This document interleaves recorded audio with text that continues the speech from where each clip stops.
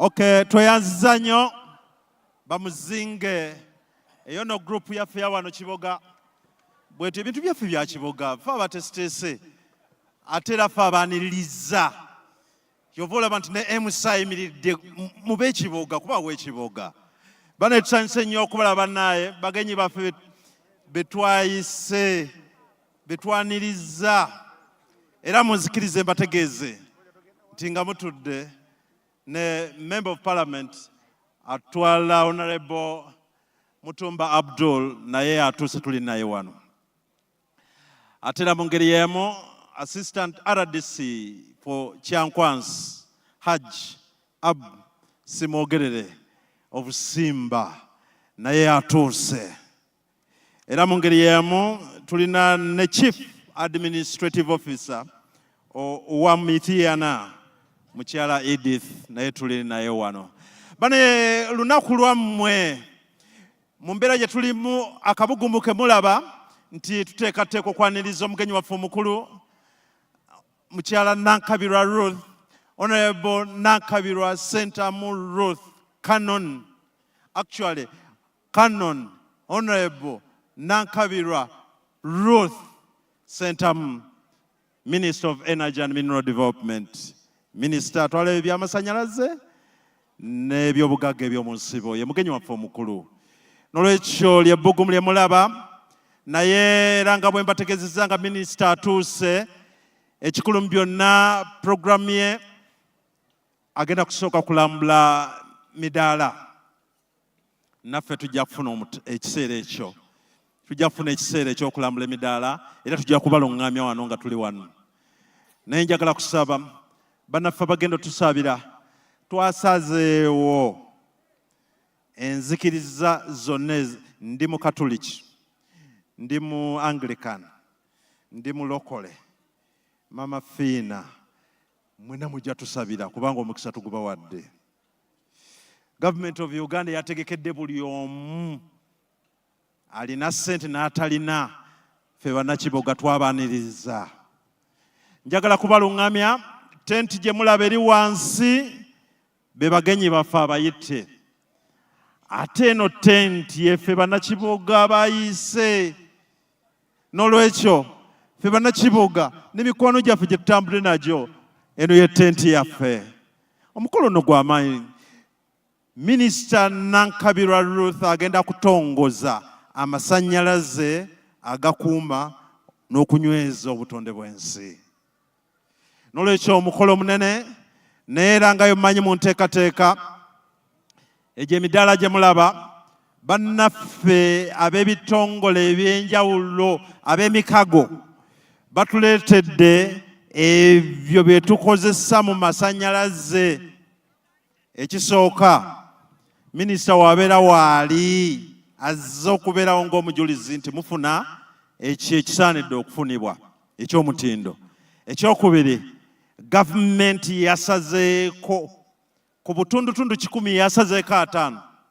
Kitegeeza ekintu obadde ogula omutwalo ogumu ogenda kigula 50 wano. Kyobadde ogula emitwalo 10 ogenda kigula emitwalo 5 wano. N'olwekyo ye embeera bweri. Ladies and gentlemen, I want to welcome you to this function of benefits, historical in nature. The launch of the program for off-grid results-based financing for clean energy. That's the program for the day. Please enjoy the stalls you're seeing up there, quite a number of them. They have come for exhibition.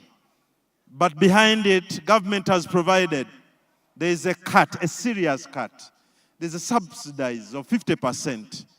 If you've been buying it at 100,000, now you have the opportunity to sell at 50,000. So the subsidies are here. But also equally important is quality. When you have the minister around, you have quality. When you have big dignitaries around, you have quality. When you have Kiboga community, you have quality. Now, our daughter of the soil has done it. Government of Uganda has done it. This is going to be a colorful function. We have a number of speeches. We have exhibitions to do. We have sales to make. We have food to eat. We have drinks to drink. We have entertainment to enjoy. It's your day, guys. It's fun time. It's a day of benefits. Let's enjoy it. This is Kiboga District Government. We wish you the best of the function. Seba DJ.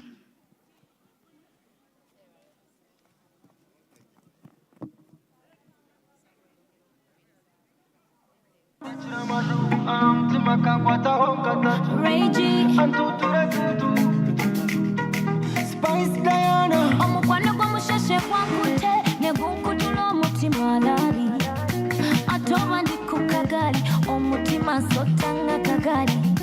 You give me love in abundance, a full bucket of roses. Apereza rukundati, I love the way you do that thing.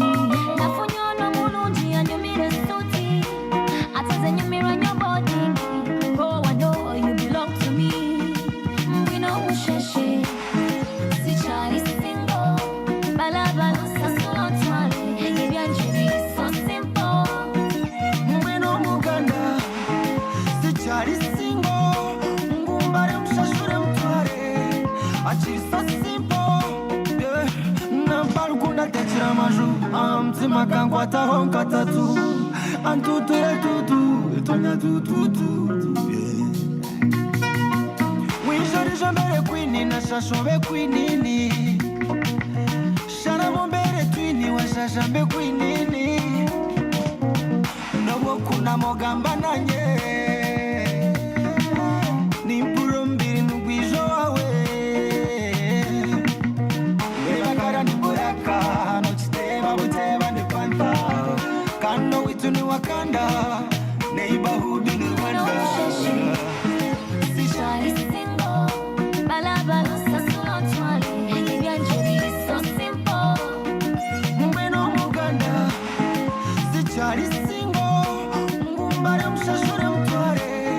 akiri so simple. You give me love in abundance, a full bucket of roses. And Teresa Lukundati, I love the way you do that. Yeah. Barakuru kikarunta because straight to my center. I want to be your queen. Okay, DJ njagala kubalungamya amwera. Omugenyi omukulu ng'atuuse. Kyagenda okutandikirako ddala agenda kulambula emidaala egyo gye mulaba waggulu. Wamaliriza okulambula minisita mu kiseera kikimu ng'alambula bagenda tugabula ebyokunywa. Ekikyo ng'akimaliriza minisita ng'amaze okulambula emidaala n'okulaga bye batuleetedde nti byebyo ebituufu. Minisita agenda kujja mu tenti eno, agenda kutuula eno bannakiboga. Mukkirize omwana wammwe tumubajjemuko katono. Agenda kutuula eno wansi mweno tenti ey'abagenyi abayite. Era minisita ng'atuuse tugenda kuba ennyimba zigenda kuba 3 anthems. Nga tutandika ne Uganda anthem, ekyokubiri ye East Africa anthem, ekyokusatu ye Kingdom of Buganda anthem, ekitiibwa kya Buganda. Kakati ebisigadde nja kubibategeeza. Ladies and gentlemen, on the arrival of the minister, the chief guest, Honorable Kabira Ruth, she will go directly to the stalls, look through the exhibitions and confirm that is quality, that is the arrangement, and thereafter she'll walk down to the tent, the VVIP tent. She will not sit down, but stand up. And you'll join her to stand up to recognize the anthems, including national anthem, East Africa, and Kingdom of Buganda, ekitiibwa kya Buganda anthem. That's how we are going to proceed. I will let us go on and I will guide the function accordingly. But all the anthems will be played. All the stances will be played. So it's a national function. Remember, it is the launch of the off-grid results-based financing program for clean energy. So it's a national function, and we are proud of it. Government yali yaddembo gitwala ekikuube. Nakabirwa waali, bamuzaalira wano, ye minisita. Nasala wakireete wano.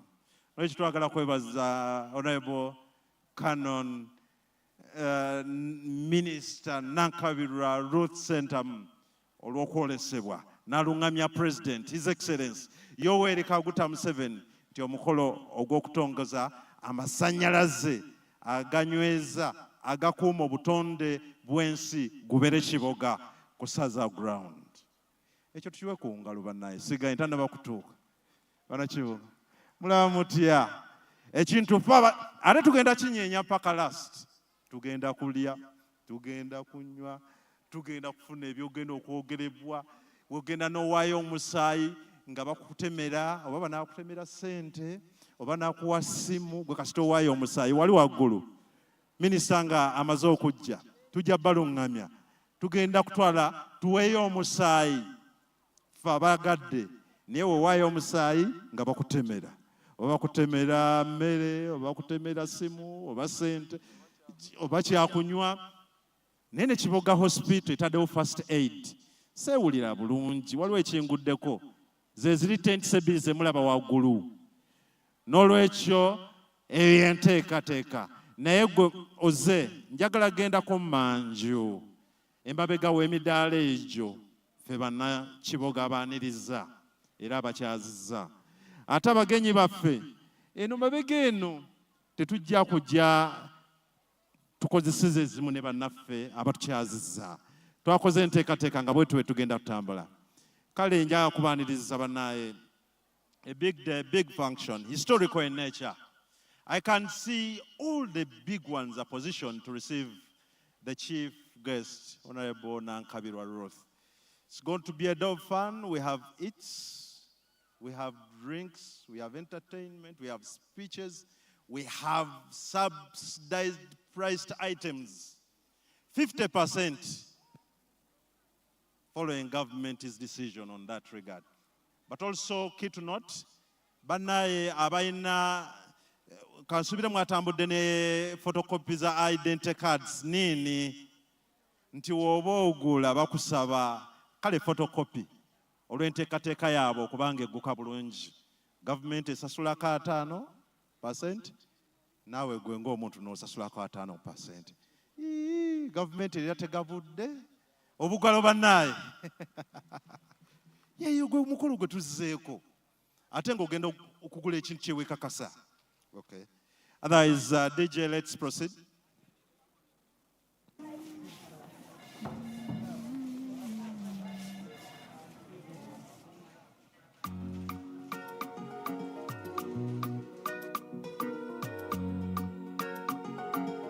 Brian Beats, no man, no man.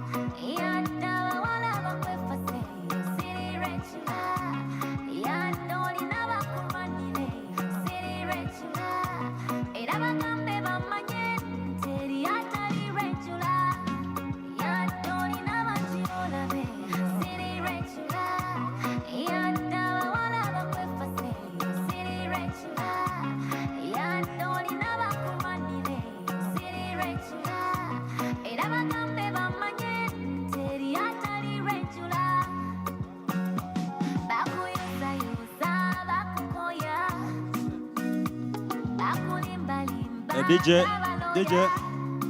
let me request Mr. Kakande Henry, the Deputy Chief Administrative Officer, and Mr. Wamala Patrick to give me the official recognition list.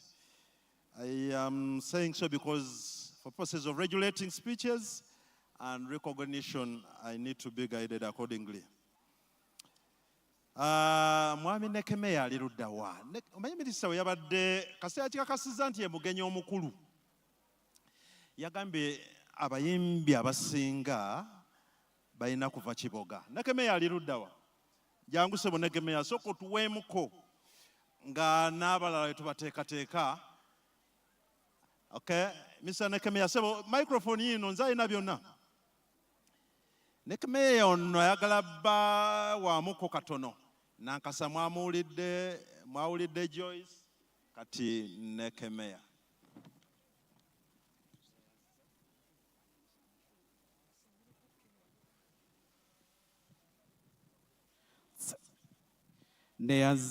Neyazege MC Pozi MC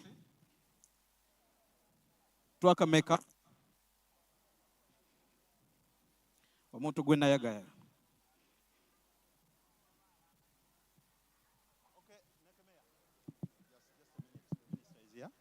Okay, bana ndowooza omugenyi waffe omukulu finally Nekemeya ngenda mubaleetera kale mukkirize omugenyi waffe tuzimirye banaye omugenyi waffe omukulu atuuse tumwanirize n'obugalo banaye tusanyuse nnyo okulaba minisita Let us stand up for recognition of the arrival of the Minister, Honorable Nankabirwa, actually Canon Honorable Nankabirwa Ruth, Minister of Energy and Mineral Development. Minister tusanyusa nnyo okulaba era mu kiseera kyekimu agenda kutwala obudde alambule emidaala nga bwe girina okubeera. Minisita atuuse bannaaye kiseera kye kino kyennyini katuli mu mukolo wakati. Era nja kusaba mukyala Joyce minisita ng'alambula ojje omulambuze nga bw'omuyimbiriramu akayimba ke. Nkimanyi bulungi nnyo nti minisita ayagala nnyo akayimba ke. Joyce, where are you? Joyce kuyimirira, kuyimiririza.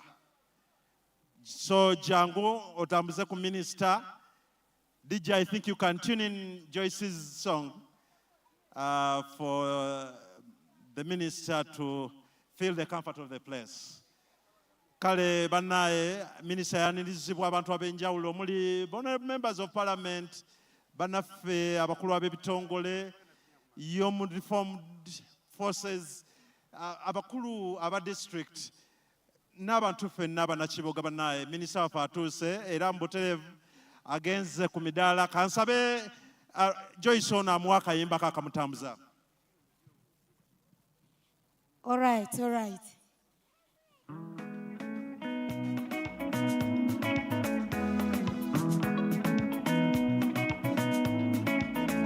Yabo. Kyekyo vibe. Dokita Kanoni. Hey.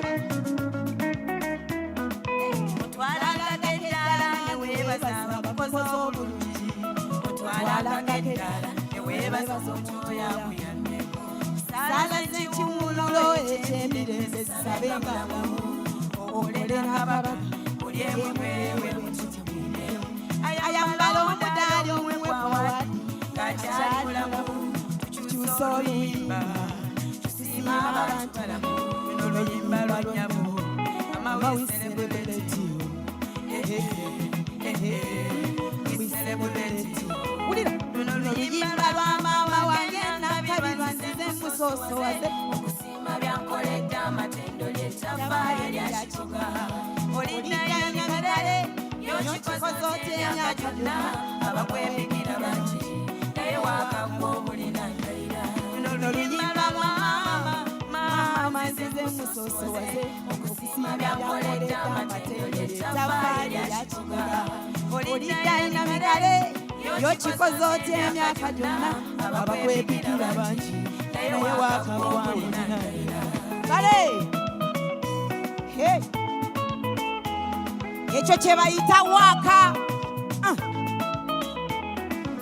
zijjukira emyaka egyayita lulye mabega maama njabo okwogera ab'ekibogo bakaawe mulire naye jangu olabe onenategerwa oli wa muwendo Uganda enda kulangirira enda kusosowaza bakimanye nti ab'ekiboga twafuna omwoyo kino wakitandika ng'asaga kino kikutteyo nnyabo muliriyo oli kimuli enjuki sezirayanira obulungi bwakalosako zenjize ziyayana bakukasuka kulalira naye amadde awavaayo nabirira Nankabirwa nzize musoso waze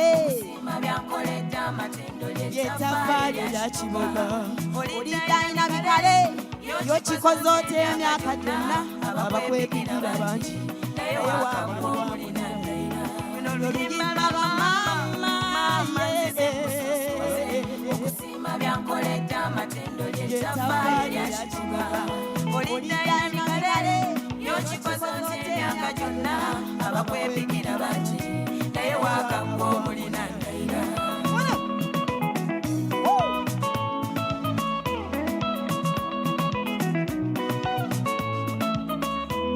bano banabyabufukibalaba nkizudde nentegeera amazima nekyakoze ekirungi obutajjukirwa akasuka omuliro wabula wakoledde sima baagera ebulaki wa munywanyi weebale amalembo g'ebintu walakiro nabyotya ne masiro ga pulomota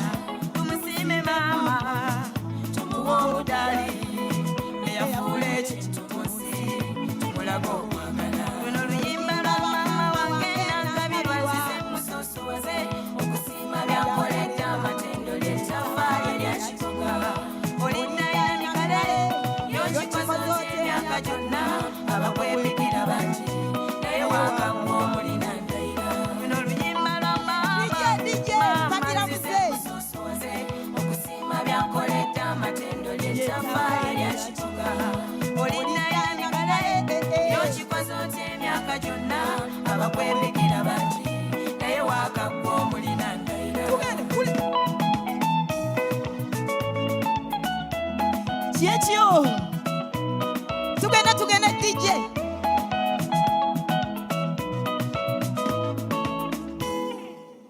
Otegede.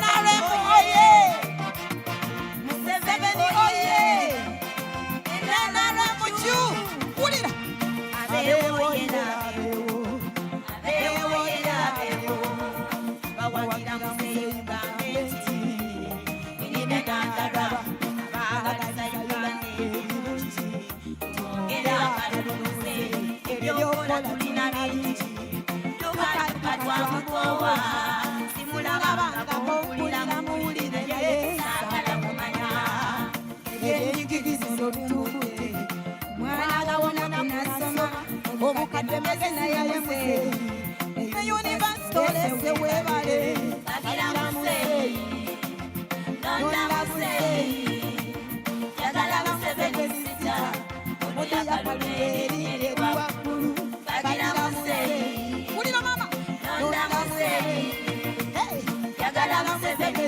sita omuyakalule eri waggulu weyagaleko abange nale bweyina gyetujje tuyina wetutuse Agoba Museyi kusasire.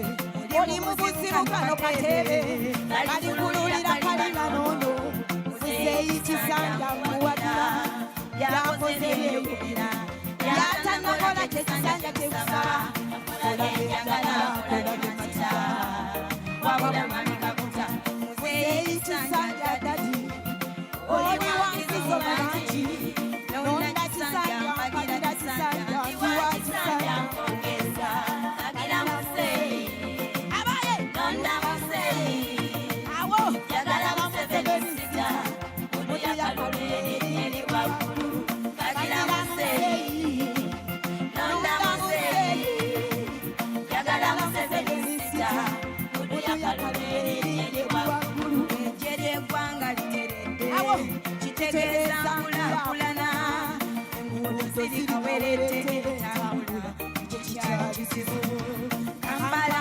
terede Kampala katyayakayaya Ready Museyi mwongera longoli bugenale mubamusigansi yatamusabye awe bannayuganda emirimu ebyobulamu biwagidde pasente gy'abalamu eri waggulu ebyo birina by'okwekulaakulanya abakyala kiro kati tumulonze gajanja kuba kitadde awalengerwa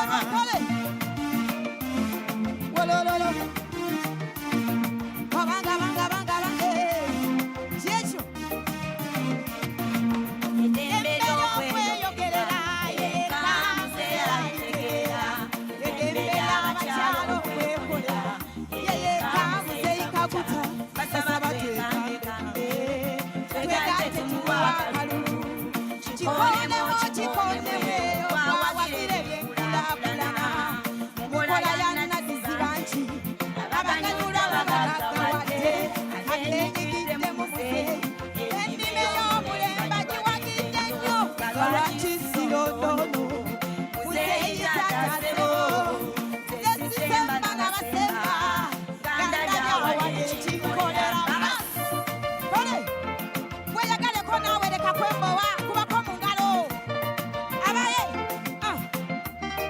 wulira bwesiwagira Museyi bamuyazamaanyi bamusomye atenda yakatebe okimanyi nawe byadamanya bumanyi gwe bowa yakuwa tokobya kikere dobo gwe mudulisa sikinga yero n'owakalulu Museyi wa yero ayagala yero ekyambalo yero yayagala bya yero akolagana n'aba yero mulondere yero muweereze yero bakalasi yero siwankasi mutiko agira Museyi ekyo nonda Museyi musi wange yagala Museveni sita omuyakalule eri waggulu agira Museyi nonda Museyi yagala Museveni sita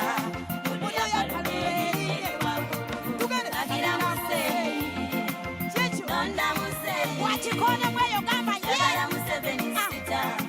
oyo Kalulu erinnya eri waggulu. Kagira Muzeyi. Londa Muzeyi. Njagala Museveni sita. Kudu ya Kalulu erinnya eri Tweyanziza nnyo bamuzinge tukigatte waawo bamuzinge. Kale minisita atambula bannaye omugenyi waffe omukulu alambula emidaala akakasa ebyo ebireetebwa wano ewe bamuzaala ekiboga. Quality items ebitundibwa ebyamasanyalaze agakuuma obutonde bw'ensi ate nga birungi. Gavumenti yasazeeko 5 ku 100. Kakati kekwanyomero kemulaba ketulimu bannaye. Nenyongera okwaniriza minisita waffe ow'ekitiibwa Canon Nankabirwa Ruth Sentamu omugenyi omukulu azze ku mukono guno. Mujjukire tuzze okutongoza amasanyalaze agakuuma era aganyweza obutonde bw'ensi. Kale mukono munene nnyo abantu ekyenjawulo batwegasseeko jabba balaga. Minisita nja mubalaga ate ne bannakiboga nammwe nja balagayo kubanga ffe abali mu kintu. Bamuzinge kakati be bali ku stage.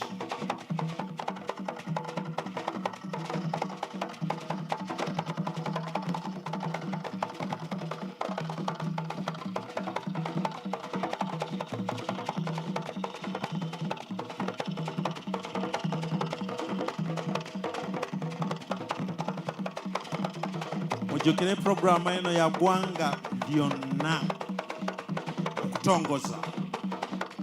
Ati gwe atudde mu ntebe, gwe ayimiridde, gwe akola ki? Munnakiboga weebuze. Lwaki tebaakikoze Kyankwanzi? Lwaki tebaakikoze Ruhindi? Naye kyazze wano Kiboga. Ow'ekitiibwa twongera okweyanza minisita. Weyanziza nnyo minisita, otukoze bulungi naffe otuwa omukisa. Programu ennene y'eggwanga okubanga eri wano w'ozaalibwa ekintu okinywezeza bulungi minisita, weebale.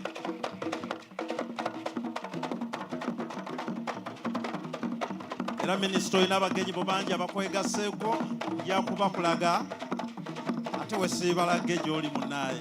Mukisa munene okuba ne minisita omulamu. Ate Kanoni batutegeezezza emikolo egy'okwebaza wano Kiboga gya 17 omwezi guno wali ku Kiboga Saza Ground. Tujaguza ekitiibwa kya Kanoni munnaye. Ffe baana naffe tulina Kanoni omwana omuzaala owawano ate ye minisita atwala ebyamasanyalaze n'ebyobugagga eby'omu nsibo. Minister of Energy and Mineral Development, Honorable Canon Nankabirwa Ruth Sentamu. A great moment for us. Bamuzinge batusanyusa minisita alambula midaala okukakasa ekibaleese kyekyo kyennyini ate nga bakireetedde ku ssente. Gavumenti yasazeeko 5 ku 100. Kiseera kirungi nnyo, nja kubakubiriza mwena abazze n'abo abajja twala omukisa okugula ebintu ebyo byolaba, kubanga minisita waali nga witness omukulu, nga omutunulizi omukulu okulaba ekyo ekireetebwa kyekituufu. Bwe manya kyogenda okugula kyekyo ekituufu ate ku ssente esaamusaamu ezo ezisande. Gavumenti yasazeeko 5 ku 100. Naye nabategeezezza mu nteekateeka ya minisita ng'omugenyi omukulu waliwo ne Nakasero Blood Bank. Bannaffe abandyagadde okuwaayo omusaayi, waayo omusaayi bakuwe be bamanyi, oba banaakutemera nsimbi oba ssimu oba mmere eri waggulu. Kiboga Hospital nayo ez'okutuwa first aid singa obadde ogyetaaga. Bana minisita alambula Honorable Canon Nankabirwa Ruth Sentamu. The root of the soil, akakulu nnyo omwana omuzaale ow'Ekiboga ya minisita w'ebyamasanyalaze n'obugagga obw'omu nsibo. Kito kikulu nnyo mu ndowooza ne mu nteekateeka ye. Aseyamatiza President nti program etongoze inakubeera Kiboga. Y'ensonga lwaki ly'essanyu lye mulaba wano. Tugenda kulya, tugenda kunywa, tugenda kufuna okwogera okw'abantu ab'enjawulo, tugenda kugula ebintu ku nsimbi entono ennyo. Gavumenti ya test. Minisita tweyanziza ffe bandi si kyangu awo okutuukawo eyo levo nnene, kubanga tubadde tukulabira ku ntimbe mu mawanga ag'enjawulo. Wano e Uganda ne wabwerwawo. Era twebaze ne President, His Excellency Yoweri Kaguta Museveni. Naawe nokkiriza Kiboga tutwaleyo ministry ey'amasannyalaze n'ebyobugagga eby'omu nsibo. So President nokkiriza omwana waffe n'ateekateeka okutongoza puroguramu eno ey'amasannyalaze agakuuma obutonde n'okunyweza obutonde bw'ensi okubeera ekibuga kusaza ground wano mwaba tukyalidde Honorable Nankabirwa Ruth bamuzaala wano kyekino ekisaawe mwe yazannyiranga kati ye okuvayo n'agamba nti emikolo egy'okutongoza gibeere kibuga atuddiza wano ewaka. Honorable tukweyanziza nnyo nyabo Canon. Ate bw'ogenda n'eri mu kukkiriza mu kusinza minisita kakati oli Canon n'ebirala bireete wano ffe twongere kulya buli na kwenyweza. Kale nja kusaba protocol team minisita Wamala ani agenda okugulawo okusabisa muteeketeeke. Jjukira twakaanyiza okusabisa kw'abakulembeze ab'enjawulo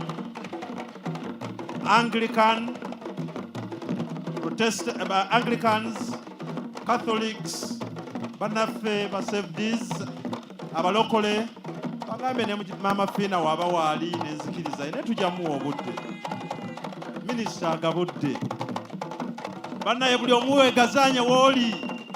Kyekiseera nabagambye okutongoza kwa leero oli nebbugumu lwakubanga His Excellency Yoweri Kaguta Museveni ng'aluŋŋamizibwa minisita Nankabirwa yatuleetedde okutongoza ku Jowane waffe ekiboga. Kiseera kirungi nnyo emidaala gye mulaba minisita gy'ayitamu akakasa bye baleese byebyo eby'omutindo ogusaanidde era mubireese ku ssente gavumenti ze yasazeeko 5 ku 100 byonna biri mu mikono gya minisita Nankabirwa Ruth. N'olwekyo gula n'omutima gumu, lambula n'omutima gumu. Ffenna tuli baddembe okujja mu mikono gino okweyagala kubanga bigabiddwa wano mu Kiboga District Law Government Busaza Ground. Big day for us. The launch of the off-grid resource-based financing for clean energy program here in Kiboga District Law Government. This is Saza Ground. Honorable Nankabirwa Ruth, the Canon, was born here. This is where she played from. Now she's a minister. Of course, she advised the president the launch should be here. We are here for a big day. There's blood donation up there. There's also first aid given by Kiboga Hospital. Everything is here with us. Minister is here. She's the chief guest, accompanied by a number of dignitaries, including state ministers, district chairpersons, members of parliament, but also Kiboga community. Plus also officials from Ministry of Energy and Ministry of Mineral Development and others. Yes, Patrick.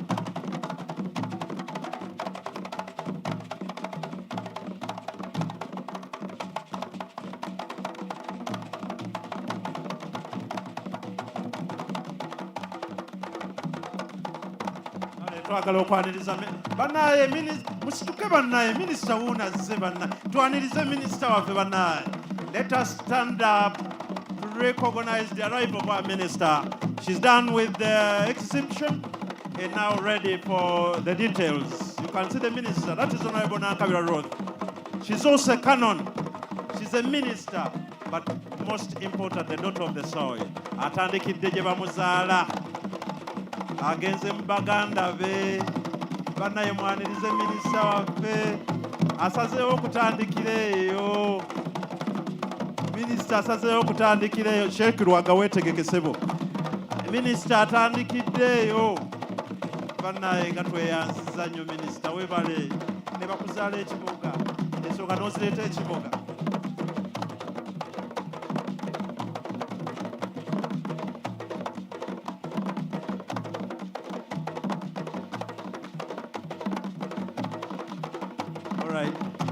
Your Minister of Canon, Honorable Nankabirwa Ruth Sentamu, Minister of Minister of Energy and Mineral Development.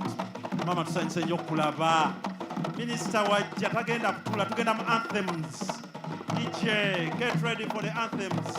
We said we shall do the national anthem, we shall do East Africa and also ekitiibwa kya Buganda, Kingdom of Buganda anthem. Minister affe wuuyo ali position, kansabe DJ nammwe mwenna abawerekedde ku minister mweteeketeke tugende mu nnyimba ez'enjawulo, anthems ez'enjawulo. Okay, DJ bamusinze kakana katugende mu anthems ez'enjawulo. Banaye minister atuuse. Bamusinze mukakane. Musinze, please, let's go for the national anthems now, beginning with the national anthem, all stanzas.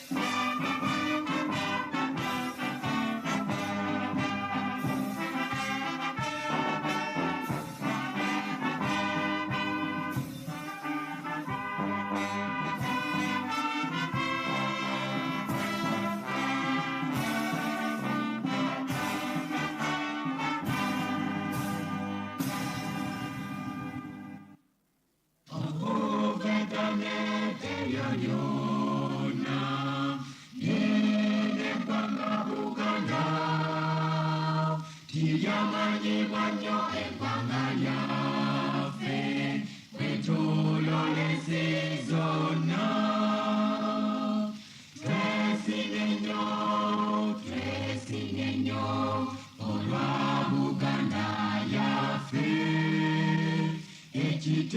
cha Buganda chavada naffe tukikomenga abazira ennyo abatusooka balwana nnyo mu ntalo ne balyagala nnyo eggwanga lyaffe naffe tulyagalenga twesimye nnyo olwa Buganda yaffe ekitiibwa kya Buganda kyavadda naffe tukikomenga fabana balero katulwane okukosa Buganda nga tujogera nnyo bajjajja baffe bafiirira ensi yaffe twesimye nnyo olwa Buganda yaffe ekitiibwa kya Buganda kyavadda naffe tukikomenga zennayibatya ne sitenda Ssaabasajja Kabaka asanira fuga Buganda bonna naffe nga tumwesiga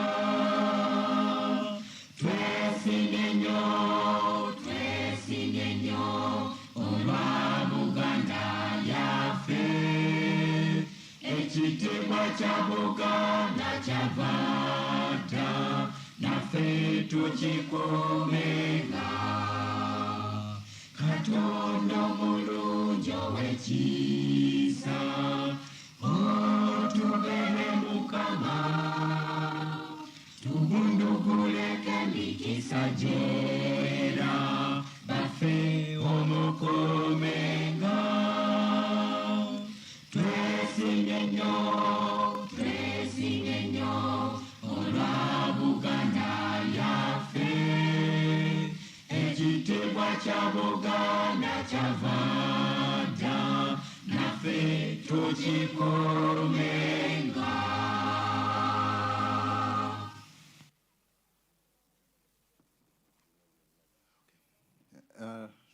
ndowooza katukize omugenyi waffe omukulu ate tuyite Sheikh Luwaga akulembere ate sala y'essaawa eno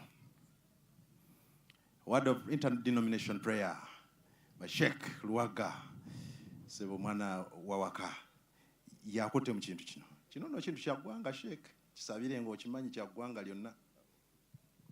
أعوذ بالله من الشيطان الرجيم بسم الله الرحمن الرحيم in the name of Allah most gracious most merciful Allah tukwebaza oli ggwanga lyaffe mu Uganda tukwegaza olw'omukulembeze waffe His Excellency the President of Uganda Yoweri Kaguta Museveni tukwebaza olwa honorable waffe Kanoni Minister Ruth Nankabirwa kakano tutongoza amasannyalaze agakekkereza okutaasa eggwanga lyaffe mu Uganda ebibambulira ebyokubumbuluka kw'ettaka amataba obutende bw'ensi okubukosa n'ebiwa omukisa kuba buli kyowadde omukisa kiwangula omuntu bw'omuwa omukisa awangula eggwanga bw'oliwa omukisa litambula tusaba omukisa abakulembeze baffe okutandikira ku pulezidenti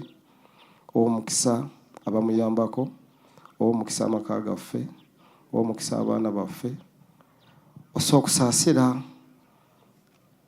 eri bakadde baffe abatukulembera mu nsi muno tusaba Allah subhanahu wa ta'ala abayala mufu bakkuse abavu mufu bagaggawaze abalwadde mufu bajjanjabe ayi Allah ezokusaba kwaffe. So tuyanza nnyo Sheikh ekintu okikutte nkiwulidde ow'ekitiibwa omugenyi omukulu Tuula ali naffe abalondooza kati ddembe tuule tukakane tuyanza nnyo Sheikh Luwaga the best so webala ekigambo tukiwulidde nnyo Maama omugenyi waffe omukulu Canon Honorable Nankabirwa Ruth Sentamu, Minister w'amasannyalaze n'obugaga obw'omu nsibo. Tusanyuse nnyo okulaba maama, ate era kkiriza emabega waliwo abagenyi bwe wayise wano ewaka ewuwo w'ozaalibwa.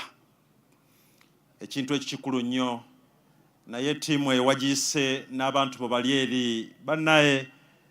Omwana waffe ali wano tumwe ku bugala twegaseeko azze okugulayo emikolo. Era minisita kkiriza nkulaga abantu bo. Ndi ne munnange Mwami John Bosco Menya, ndowooza omanyi bulungi nnyo bwe muweereza mu minisitule. Tugenda okuweereza wano ng'aba MC, naye ndowooza nze abasooka okurecognizinga, ate naye ajje anyweze list erina okurecognizingibwa. Kakati kantandike. Mama Minister, tulina Member of Parliament constituency eya Kiboga, Woman Member of Parliament, Honorable Kaya Christine, tuli naye wano. Era mutenti mwali emabega waawo. Ate era mu ngeri emu tulina Honorable Member of Parliament, Kiboga West, Honorable Mutumba. Abdul Mutumba atuuka butuusi, naye Minister tuli wano. Minister Honorable Mutumba naye ali wano. Mu ngeri emu tulina ne ba RDCs we bali Minister tuli nabo. Tulina Mr. Dumba kuli awo mabega, RDC waffe atudde awo mabega. Mu ngeri emu tulina ne Vice Chairperson wa district azze kulwa Ssentebe. Ssentebe taliwo Minister. Mwami Nsiiro Ssentebe wa district alina omwana ali ku kitanda, n'olwekyo tasobodde kujja. Embeera yakusabira, naye amukiikiridde ye Vice Chairperson we Honorable Jacqueline Niyosaba. Ate era mu ngeri emu tulina ne District Speaker Honorable Chiomya John wali wano tuli naye. Tulina ne District NRM Chairperson Mzee Godfrey Nume, Minister naye wali mu bagenyi bwe tulina wano. Emabega wo chairman wanabayogera ajja kwanjula ba councillors be honorables. Ate era mu ngeri emu tulina ne Mayor wa Kiboga Town Council. Protocol muyinza obutagigira bulungi kubanga recognition list protocol team tiyagitadde mu order. Ne tulina Mayor wa Kiboga Town Council Honorable Kagali Henry. Ndowooza mu kiseera ki anayi kulaga Minister ba councillors be batambudde nabo. Tulina mu ngeri emu bassentebe abalala bayitirivu naye mukama waabwe Mwami Ganyana Julius Chairman we Kapeke wali era ajja bakulaga mu kiseera nga werebbe omukisa. Kakati wano Police Minister era olinako bakaawo tubalina wano. Kaawo waffe wa Kibuga Mwami Zirimenya Nsubuga wali Minister yakulidde enteekateeka wano, yabadde atukubiriza, naye omanyi njagala kulopera Minister. Oba oteekateeka ne Mwami Zirimenya olina kubeera above the game. Kye tuyiseemu ffe abakimanya atusasula bulungi naye okisasulibwa era olina okikolerwa sseyo Minister. Kati mwongere obugalo kaawo waffe oyo atukoze bulungi nnyo. Ate era tulina ne Kaawo wa Nakaseke Hajat Nakalungi Sara wali Minister akwegase ku mikolo gino. Tulina Kaawo Hoima amannya tebagampadde naye tumulina wano. Tulina Kaawo Mubende, tulina ndowooza yono Kaawo Mubende naye tumulina. Kaawo wa Mitiyana Edith naye tumulina atwegaseeko. Sebo Owekitiibwa Minister, tulina District Registrar Mwami Yawe wali wano. Ate era mu ngeri emu tulina ne RDC owa Mubende, Assistant RDC wa Mubende Mr. Masinde atwegaseeko wano. Owa Mubende Mr. Masinde atwegaseeko wano. Hoima Kaawo Mr. Kiza tumulina. Ate Mitiyana RDC Mr. Mukibi wali akwegaseeko Minister. Vice Chairman LC5 Owamitiyana naye tumulina ate era ne RDC wa Kasanda Mr. Mike Segawa naye tumulina. Kakati recognition list Minister nja kwongera okulaga abantu bo mwami Menyono kamuwa akakisa naye akulage kubabe nga protocol team enyongera abo benina okurecognizinga abangi betulina abo wano. Otherwise tulina ne mukyala NRM Administrative Secretary Rhoda Nachintu yetaddeko aspirant naye tumulina wano. So Mama Minister kale mwami Menya Sebo ndowooza eno list kansabe mwami wamala ajja kunyongera abalala kubanga ndaba bakyaliyo bangi kirenga kituuse tunaabalaga Minister. Honorable Minister, the UECCC team is well represented by the Vice Chair of the Board, Dr. Kabagambe Kalisa. We have board members, Professor Orobia, Mr. Wilbrod Owor is also here. Our Managing Director, Mr. Roy Nyamutale Baguma, is also here. Our Director, Finance and Administration, Mr. Patrick Owere, is also here. And the rest of the UECCC staff members, please stand up and wave to the people for recognition. We'll not be able to mention one by one. Thank you very much for the good work you're doing. And I'm certain as the Minister delivers her speech, she'll also be able to recognize you. Honorable Minister, that is a team from UECCC. Everyone is here today in Kiboga to celebrate this momentous occasion. Thank you. Okay, thank you so much, co-MCs. Mr. Menya, I've been advised to stand on the podium because of the too much sunshine. Nemunzikirize nga bwe ntambula njagala kubaleetera Mama Minister kiriza nkuleetere chairman w'ekitundu kino mwami Ssenyonjo Ssebo jangu okkirize mu ngeri enjawulo omukolo guno gutambule nga bwe gulina okutambula. Tulina okubeera na assurance nti tuli mu kifo ekituufu. Ssebo chairman WLC1 eddakiika 2 zokka. Ate nkumanyi mwami Ssenyonjo oli mwogezi mulungi mu ddakiika 2 oba omaliriza. Tuli mu kitundu kyo. Kazi gwatwala ne Minister mwami Ssenyonjo. We bamuzaala wali eri. Ssebo jangu podium wano. Jangu podium Ssebo ddakiika 2.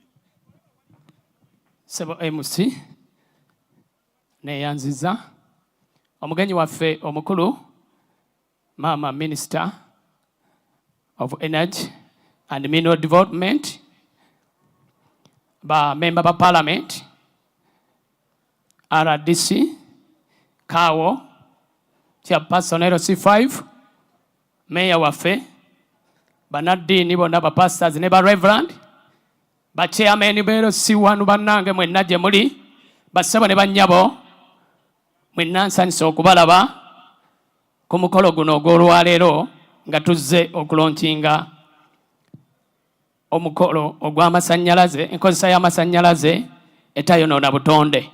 Munzikirize bannakiwanguzi ne bannakiboga munneegatteko twandize omugenyi omukulu nga tukuba engalo ez'amaanyi nga twandiza Honorable Minister. Mama Honorable Minister, kkiriza ntuuse okusiima kwange okuyita mu ggwe eri gavumenti yaffe eya Uganda ekulemberwa President Museveni, ekisooka olw'okulowoozanga ku bantu baayo abaawansi. Mu programs ez'enjawulo gavumenti ezeeteekawo programs ezikakasa nti erowooleza ddala ku bantu baayo abaawansi. Ate era mu ngeri y'enjawulo twagala okwebaza nti mu nteekateeka eno Maama gavumenti yakkiriza omukolo guno omunene bwe guti okukkiriza gujje ekiboga. We really appreciate our government for that. Maama njagala kwebaza Honorable Minister kubanga singa tabadde ggwe omukolo guno tegwandibaddewo.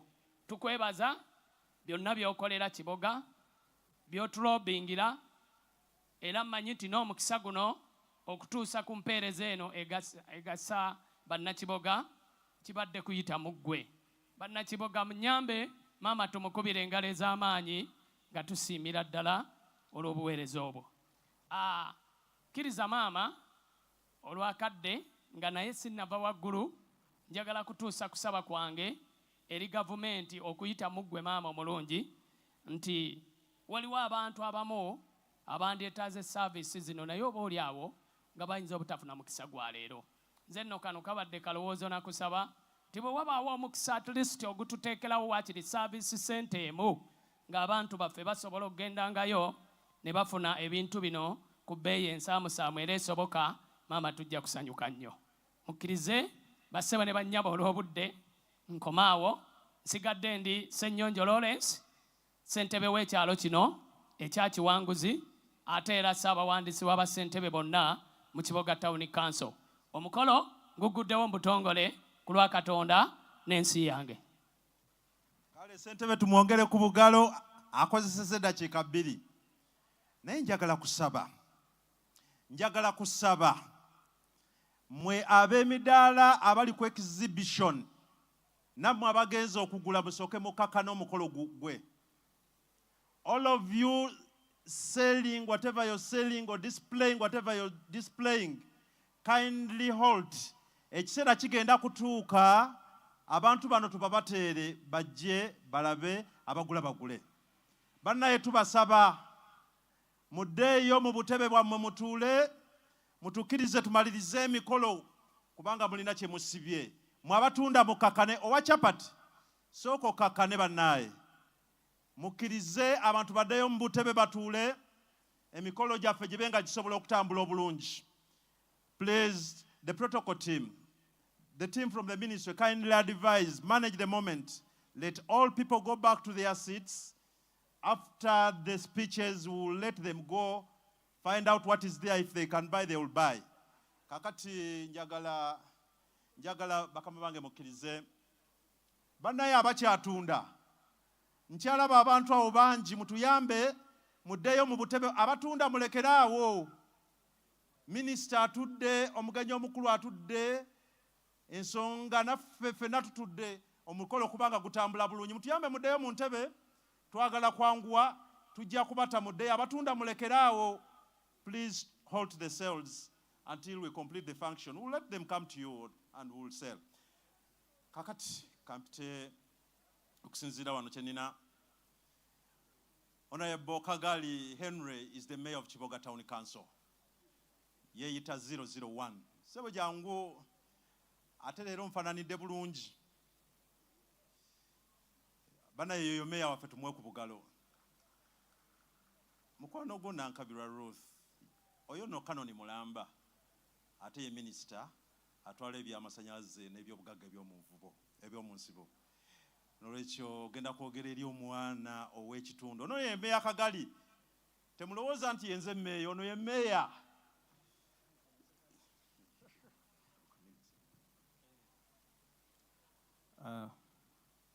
Webale nnyo ssebo, town clerk akutangaaza nti si gwe meya yadde olina ekiwalaata. Otherwise, thank you so much for this wonderful work you are doing. Bassebo ne bannyabo, omugenyi waffe omukulu, ba RDCs n'abamyuka bammwe ne ba assistants, abakuumaddembe, DISO, DPC prisons ne teams zammwe zonna, district staffs, Kyankwanzi, Bamusu, Kasanda, Nakaseke, chief executive officers, abagenyi baffe mwenna abayite, bassebo ne bannyabo. Nze 001 era nga amannya agali ku nnangamuntu nze Kagali Henry, naye 001 kitegeeza omutuuze asooka mu Kiboga Town Council atwala Kanoni yatuleetedde enteekateeka eno ey'okubanga tulonkinga clean energy. Njagala okubaaniriza mwenna bannayuganda nga tusinziira wano mu Kiboga Town Council okubanga tutongoza enteekateeka eno eya off-grid result-based finance for clean energy mu Uganda yonna. Twebaza nno minisita waffe olw'okutulowoozaako nga Kiboga.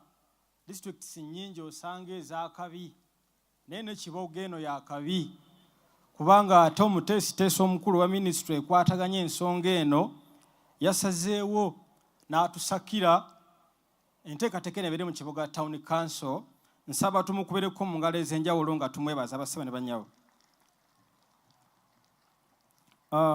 Kino nno minisita tetujja kitwala nga kya lusaazisaazi, ekyamazima otukoledde, era twebaza pulezidenti olw'okumaintaininga mu kabinenti kubanga ekyamazima alina kye yakuzuulamu, aye naffe tukiraba. Kyova olaba yadde obugalo bakuba butono, nayo ensi yo eraba pulezidenti kye yakulabamu. Ffe nga disitulikiti tuli basanyufu nnyo era tuli basiimu.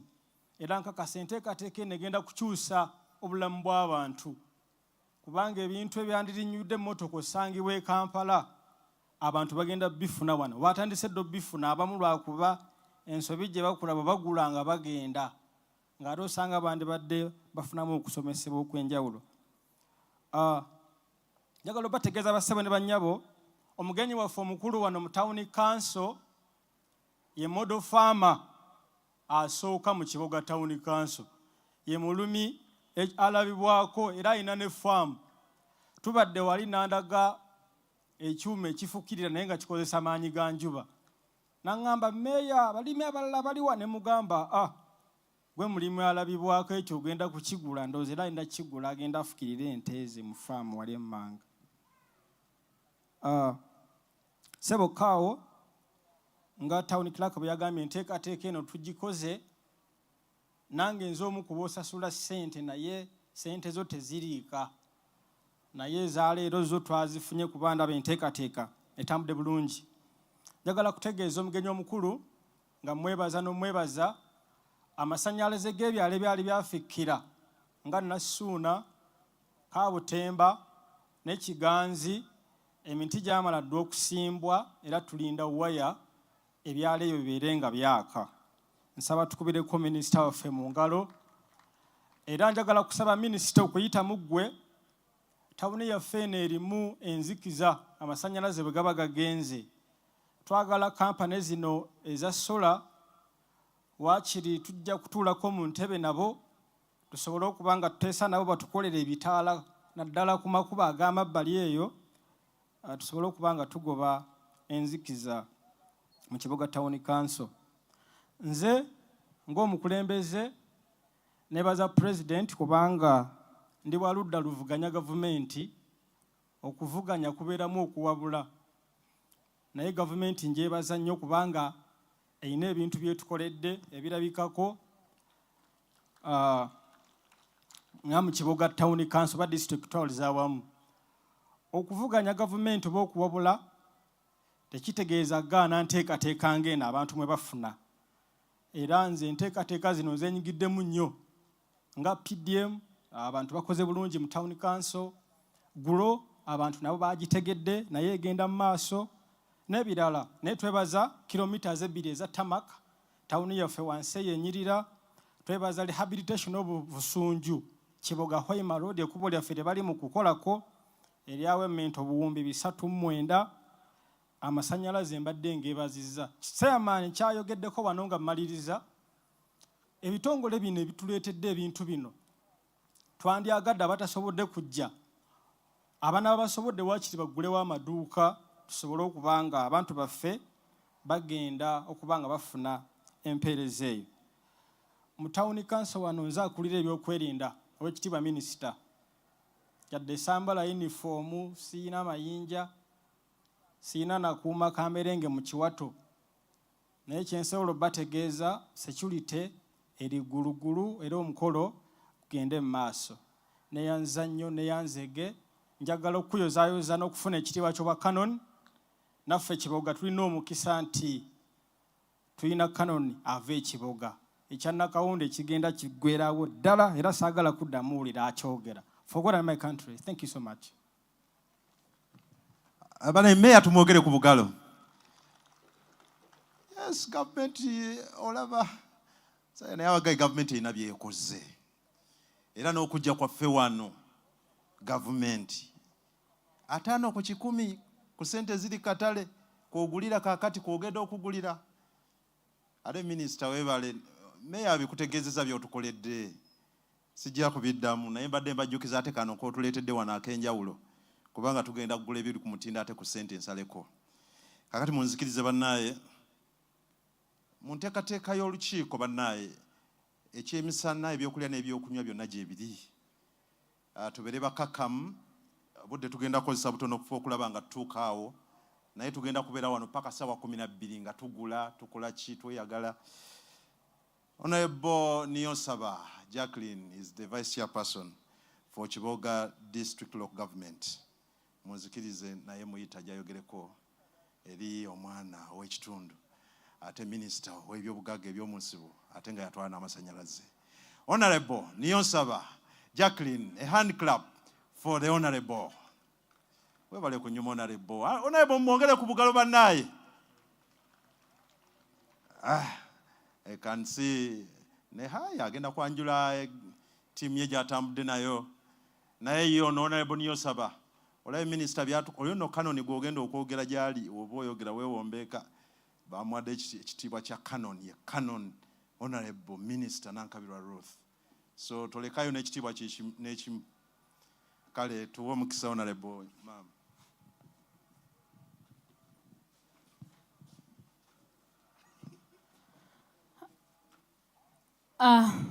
Tweyanziza nnyo olw'omukisa guno ogutuweereddwa. Maama Canon Dr. Ruth Nankabirwa, tusanyusa okukulaba mu kifo kino.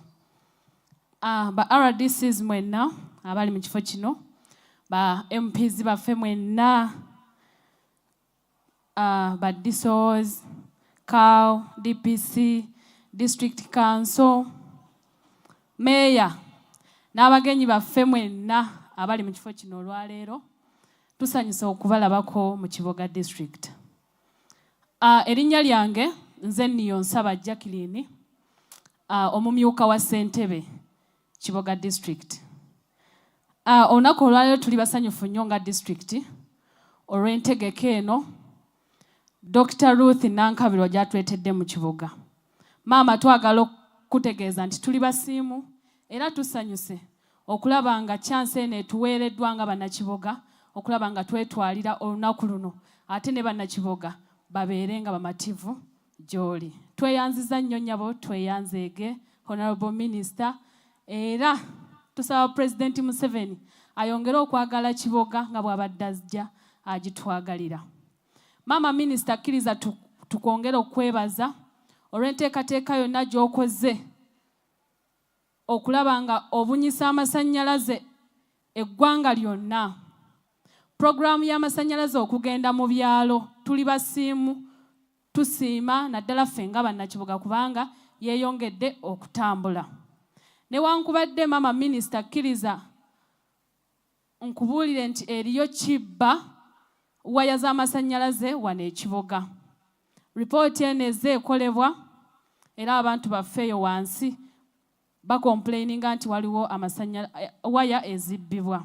So tukusaba maama omulungi ate neyo ensonga nayo ebeeko engeri gyekwatibwamu amangu ddala kubanga bannakigwanyizi ate baagala kuleeta wansi nteekateeka za gavumenti. Bannayuganda mwenna abali wano, abagenyi baffe okuva mu bitundu ebyenjawulo, kano kalowoozo nga chairperson wa Kiboga District, twongere okukuuma obutonde bw'ensi yaffe, twongere okwagala ensi yaffe. Twali ekyankwanzi emyezi nga-3 emabega ne batuyigiriza era ne batugamba nti okwagala ensi yo kintu kikulu nnyo, kitegeeza bingi ate kigazi. So tusaba mu nteekateeka ng'eno wakati Maama Minister gy'atongoza wano ekiboga, ffenna tumanye nti obutonde tubwetaaga ate tubukuume nga tuyitira mu kwongera okusimba emiti ate n'okulekerawo okugisala. Bibino byonna bizze olwaleero nti gasaze okugenda okutema emiti tekikyetaagisa. So nti kati tukuze, so twongere okwagala obutonde bwaffe obw'ensi. Maama Minister, njagala okusinzira wano ate okwebaza gavumenti yaffe nga tuyitira mu President waffe omulungi, His Excellency the President of the Republic of Uganda, General Yoweri Kaguta Museveni, okusookera ddala okutukwagalira nti wakati byonna ebibaawo naye era asigala alaga nti Kiboga akyajagala. So tumwebaza kubanga ze atulaga nti Kiboga akyagyetaaga ng'ayitiramu ggwe. Ate naawe okwongera okwebaza nti totuswazizza wabula olaze nti nno ddala olina okuweereza eggwanga lyo ate ne disitulikiti y'Omuwova wakati mu bwenkanya. Wano nno wensinziira nange ng'omukulembeze era vice chairperson wa Kiboga district okukubiriza mwenna bannayuganda ne disitulikiti y'e Kiboga okulaba nga NRM tugisoosowaza kubanga etwagadde. Twagale pate yaffe kubanga naye esazeewo ate neetulaga obwagazi. Bino nno bwe tubyogerako abantu abatonotono abamu banyiiga naye ng'ekituufu kiri nti ffe nga bannakiboga twasalawo ate 2026 maama minisita tukkakasa ku kino kye mutukoledde n'emikolo gyonna egizze gibaawo mu district nti NRM 2026 erina okudda waggulu ku buli kifo kyonna kubanga ffe twakizuula nti pulezidenti atwagala ffe nga bannakiboga atwagalira ddala newankubadde Uganda yonna agyagala n'ate bannakiboga twakizuula nti atwagala. So 2026 buli ali wano akkirize ekiseera nga kituuse ffenna tukwasize wamu kulaba nga ate Pulezidenti Museveni ayongera okuweereza eggwanga lye. Maama akkiriza era ntwale apology ya mukama wange gy'oli alina omwana ali mu theatre tasobodde kubeerawo ku mukolo guno newankubadde yandyagadde nnyo okuba mu kifo kino naye olw'okuba nti olw'embeera eyo eteebereka tasobodde kubaawo. Luno lwe lukiiko lwe tukola nalwo olwa disitulikiti era mukkirize lwanjule. Ono asooka wano ye Haji Sembuya Muhammad era minisita atwala ebyobulunzi n'ebyobulimi mu disitulikiti. Amuddiridde ye Ssaalongo Kyomya era sipiika waffe wa district akubiriza olukiiko lwa district. Amuddirira ye minisita wa finance Honorable Abaho Sajja wa Kabaka. Amuddiridde ye Honorable Kirimaanyi akansala atwala ate egombola ye Kapeke. Amuddiridde ye minisita atwala ebyobulamu mu district Honorable Kaitesi Esther. Then netuddako jjajja waffe Kate ate akiikirira bannaffe bali era nga ne bwe mulaba. Addiridde era ye jjajja Kawuki ate naye akiikirira bannaffe nga bwe bafaanana. Maama minisita tuli basiimu nnyo nga disitulikiti y'e Kiboga tetuyinza kukoma kukusiima weebale kutwagala wabula tukusaba maama obadde ojja olangirira ng'ogamba nti nze ebyobufuzi mbiwummudde. Maama tukusiima kubanga watuuka ekiseera naawe n'okkiriza n'ogaa nti bannakiboga mbaweereza ekimala kambasiibule. Naye wakati ng'otusiibula tusabire Pulezidenti Museveni nti bannakiboga naffe kwegamba tugenda kuddamu tukiikirirwe. Akkirize 2026 ebifo byonna tweyamanga Kiboga okuddira ku kaadi ya NRM era tatusuuliriranga ku bwa minisita era ddemu abutuwa tuweeyo ekifo era tujja kuba basiimu. Maama ako kalowoozo kubanga bulijjo obadde ojja okwogera naye nga neetegereza nnyo speech yo naye nga pulezidenti ekyo alina naye okukitegeera nti bannakiboga tukyamwetaaga at least ku banajja 2026 atuweereko omuntu omu. Otherwise niyo nsaba Jackie 2026 nange neeteeseteese ku kifo ky'omubaka omukyala ku kaadi ya NRM kubanga Museveni atwagadde atukuzizza tuli bavubuka ffe tulina okumuyambako kuba tuteeseteese ate tulabe nga naye tumuyambako okuweereza. Mukama abampeera omukisa maama, Mukama akwagale. Tweyanza nnyo tweyanzegese. Kale twongere honorable tumwongere obugalo. Vice chairperson mulamba oyo. Naye ono gwe mulaba Haji Sembuya twabonaabona ffenna. Ye ayongera kufaanana bulungi ze nyongera kufaanana bubi kati anyanise musana. Kyomya mujjo wange. Naye Kyomya nno tulina ensonga. Bannaye abakulu tubongere mu ngalo, twongere ku bugalo bannaye. Bebe abatuteesereza nga district. Kale nga bwe nteekateeka minisita okuleetera RDC wa Kiboga district era akkiriza nkutegeeze nti Honorable Nannyondo Jessica yakiikiridde woman MP w'Ekyankwanzi mukyala Christine Bukenya Sendawula. Ate era RDC nga bwajja mukadde wange RDC kkiriza nkwanirize nga bajja mpola mpola. Oyo naye abadde akuba muzibu ne kaawo kye batukoze mu meetings eziteeseteese bino. Tubadde tetusse abo ziri ozikoleredde. Naye kati nange mulina nzaamuyise. Si omukadde wange RDC tusanyuse nnyo okulaba. Byonna by'otukoze mu nteekateeka eno tukulabye. N'ebirala si omukama wange oteeseteese bulungi.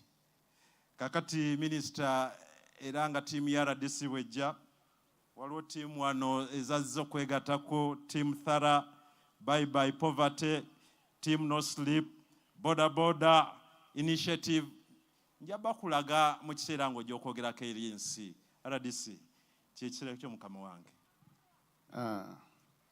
Honorable Minister, omugenyi waffe omukulu ku mukolo guno ogw'ebyafaayo wakati mu kutakaba n'okulaba nga tutaasa obutonde bw'ensi eno. Njagala kusaba mu budde obumpeereddwa kaawo bwe tubadde tukyeyalinga okuteekateeka omukolo guno. Kaawo wandirabiseeko wano n'oyanjula n'abakozi ba disitulikiti kubanga bajjaga tubatulugunyizza ate era tebalabiddwa, tebabadde recognized. So mukama wange ansasudde ku mukolo guno jangu. Abalala baluwa tiimu ebadde nnene organizing committee twagala tugirage omugenyi omukulu.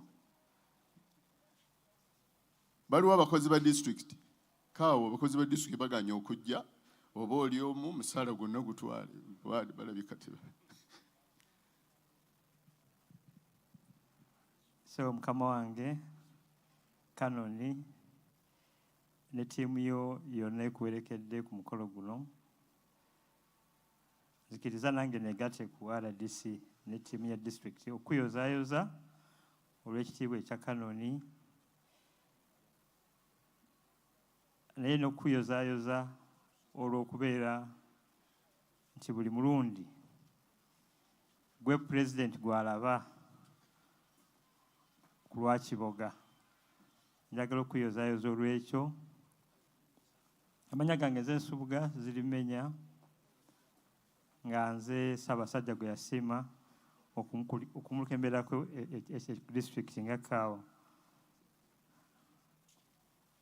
Abakozi bangi naye ttiimu yenna eno gy'olaba eyakwataganye ne Mwami Mmenya okuva mu ttiimu eya UECCC okulaba nga eteekateeka omukolo guno. Andinaanye wano ye Mwami Kiiza nga ye procurement officer. Anziriridde ye Mwami Karangwa nga yakulira abakozi HR officer. Anziridde ye Mwami Kyagulanyi ng'oyo yakulira ebyenjigiriza mu district. Amudidde ye CPA, abo nabo baatuvaako kati bafuna ekitiibwa beyita ba CPA Mudabali George ng'oyo yakulira okubalirira ebitabo bya gavumenti. Amudiridde yakulira ebyamazzi mu district Engineer Walakira. Amudiridde omusajja bangamba nti singa baali bagabira bunene yandibadde Kaawo ye Mwami Wamala ng'ono mubeezi wa Kaawo era akolera mu ofiisi ya Kaawo Mwami Wamala. Amudiridde Engira Mulugwa yakulira ebyebizimbe mu district. Anziridde ono ate kamwanjule Honorable Eriggwe ak'Ensusso paka olunaku lwajjo yabadde omubeezi era omumyuka wa Kaawo munnakibuga Mwami Kakande naye gavumenti gwe yasiimye n'emusuumusa n'emufuula deputy n'emuweereza ekikuube kati deputy Kaawo w'ekikuube. Njagala okumwebaza emirimu gy'aweereza naawe n'abantu abalala okuweereza Kiboga Mwami Kakande. Amudidde yakulira ebyobusuubuzi District Commercial Officer Mwami Katusime Jackson oyo yakola ku PDM. Amudiridde ye Mwami ow'eggombolola ey'Enkandwa. Amudiridde ye Mwami ow'eggombolola ey'Ekyomya Nakasozi. Amudiridde ye Mwami ow'eggombolola ey'Ekyomya. Njagala okubeebaza mwenna. Nzikiriza Mukama wange nkwanjulire bannange abali wano abazze kubanga b'ekika kyange bakaawo abamu tebabanjudde bulungi mannya naye tulina ne Kaawe Kasanda mukyala Jessica Mpindi ali mabegaawo ye Kaawe Kasanda. Then mwami Ruhweza Peter Kaija nga ye Kaawe Mubende. Then Madam Edith Mutabazi nga ye Kaawe Mityana. Then tulina ne Kaawo Madam Nakalungi Sara oyo mmanyi bulungi oyo gwe nasikira era nga Kaawo wano yatukamu omulimu omulungi. Njagala okubeebaza olw'okujja n'okubaagaliza olunaku olulungi Mukama abakulembere. Webale nnyo webalidde mu ndeeyi abakulu. Honorable Minister, mukolo guno tugubaddemu ne bamobilize abantu boolaba wano ba RDC okuva mu districts ezitwetoolodde abasobodde okujja. Njagala mutandike okweyanjula mu kadde katono. Nze Haj Abdurrahman Simwogerere, Assistant RDC Kyankwanzi. Mwebale kujja, emirembe okusasira kwa Katonda bibere gye muli. Musindi Andrew Solomon, Assistant RDC Mubende. Honorable Minister, n'abagenyi baffe abazze olwaleero, amanya nze Jeremy n'amanya nga nze Deputy RDC owe District y'e Kiboga. Honorable Minister, tukwebaza enteekateeka zonna era kimanyi nti abantu b'e Kiboga tuli basiimo nnyo, weebale nnyo, weebalire ddala. Amanya Michael Muramira Kyakashari, DRDC Hoima District. Honorable, tusanyisa okulaba tukweyanziza olw'enteekateeka yonna. Erinnya nze Mukiibi Joseph Drake, RDC Mityana. Abagenyi baffe mwenna tusanyisa okubalaba. Erinnya Lubanjwa Henry, Assistant RDC Kiboga. Nyabo Honorable Minister wa Energy ate mu ngeri y'emu Maama Kiboga. Erinnya Saalongo Mutagobwa Geoffrey, Assistant RDC Kiboga. Maama Honorable Minister, nze Mike Sigawa, Deputy RDC Kasanda District. Abakulu mugende mutuule. Honorable Minister, ebyange bigenda kubeera bitono. Honorable Members of Parliament, abakulu abavudde mu UECCC, abakulu ba representatives ba World Bank, bwe tuli wano bwe tuddukanya bannakitundu ekya Kiboga, amanya ganze Haji Duma Moses, nze RDC wa Kiboga ebbanga siddene mpeza omwezi ogwokusatu. Honorable Minister, omulimu guno ogukolebwa wano ogw'okutongooza amasannyalaze agatakozesa butonde nga tukozesa amaanyi g'enjuba n'okukozesa omukka omulongooseemu gas, gwe ngeri yokka Uganda eno gyeyinza okutaasibwa oba oliawo n'ensi yonna obutonde okuba nti tebumalibwawo era tebutaataaganyizibwa. Naye wakati mu ngeri eyo, Honorable Minister, abantu baffe bwe twadde tutambula eyo tulina okweyongera okusomesebwa kubanga programu eno twadde tugitambuza tibannange waliwo ebyuma ebikozesa amaanyi ag'obutonde nga bitaasa obutonde bwaffe okumalawo okusaanyawo ebibira, okumalawo okuleeta omukka oba oliawo oguleeta obulwadde. Abamu balina endowooza nti gaasi ono mbw ate aleeta kansa. Abaye gaasi ono taleeta kansa. Enku ze tufumbisa n'amanda ge tufumbisa bulabe bwa kitalo ku mawugwe gaffe.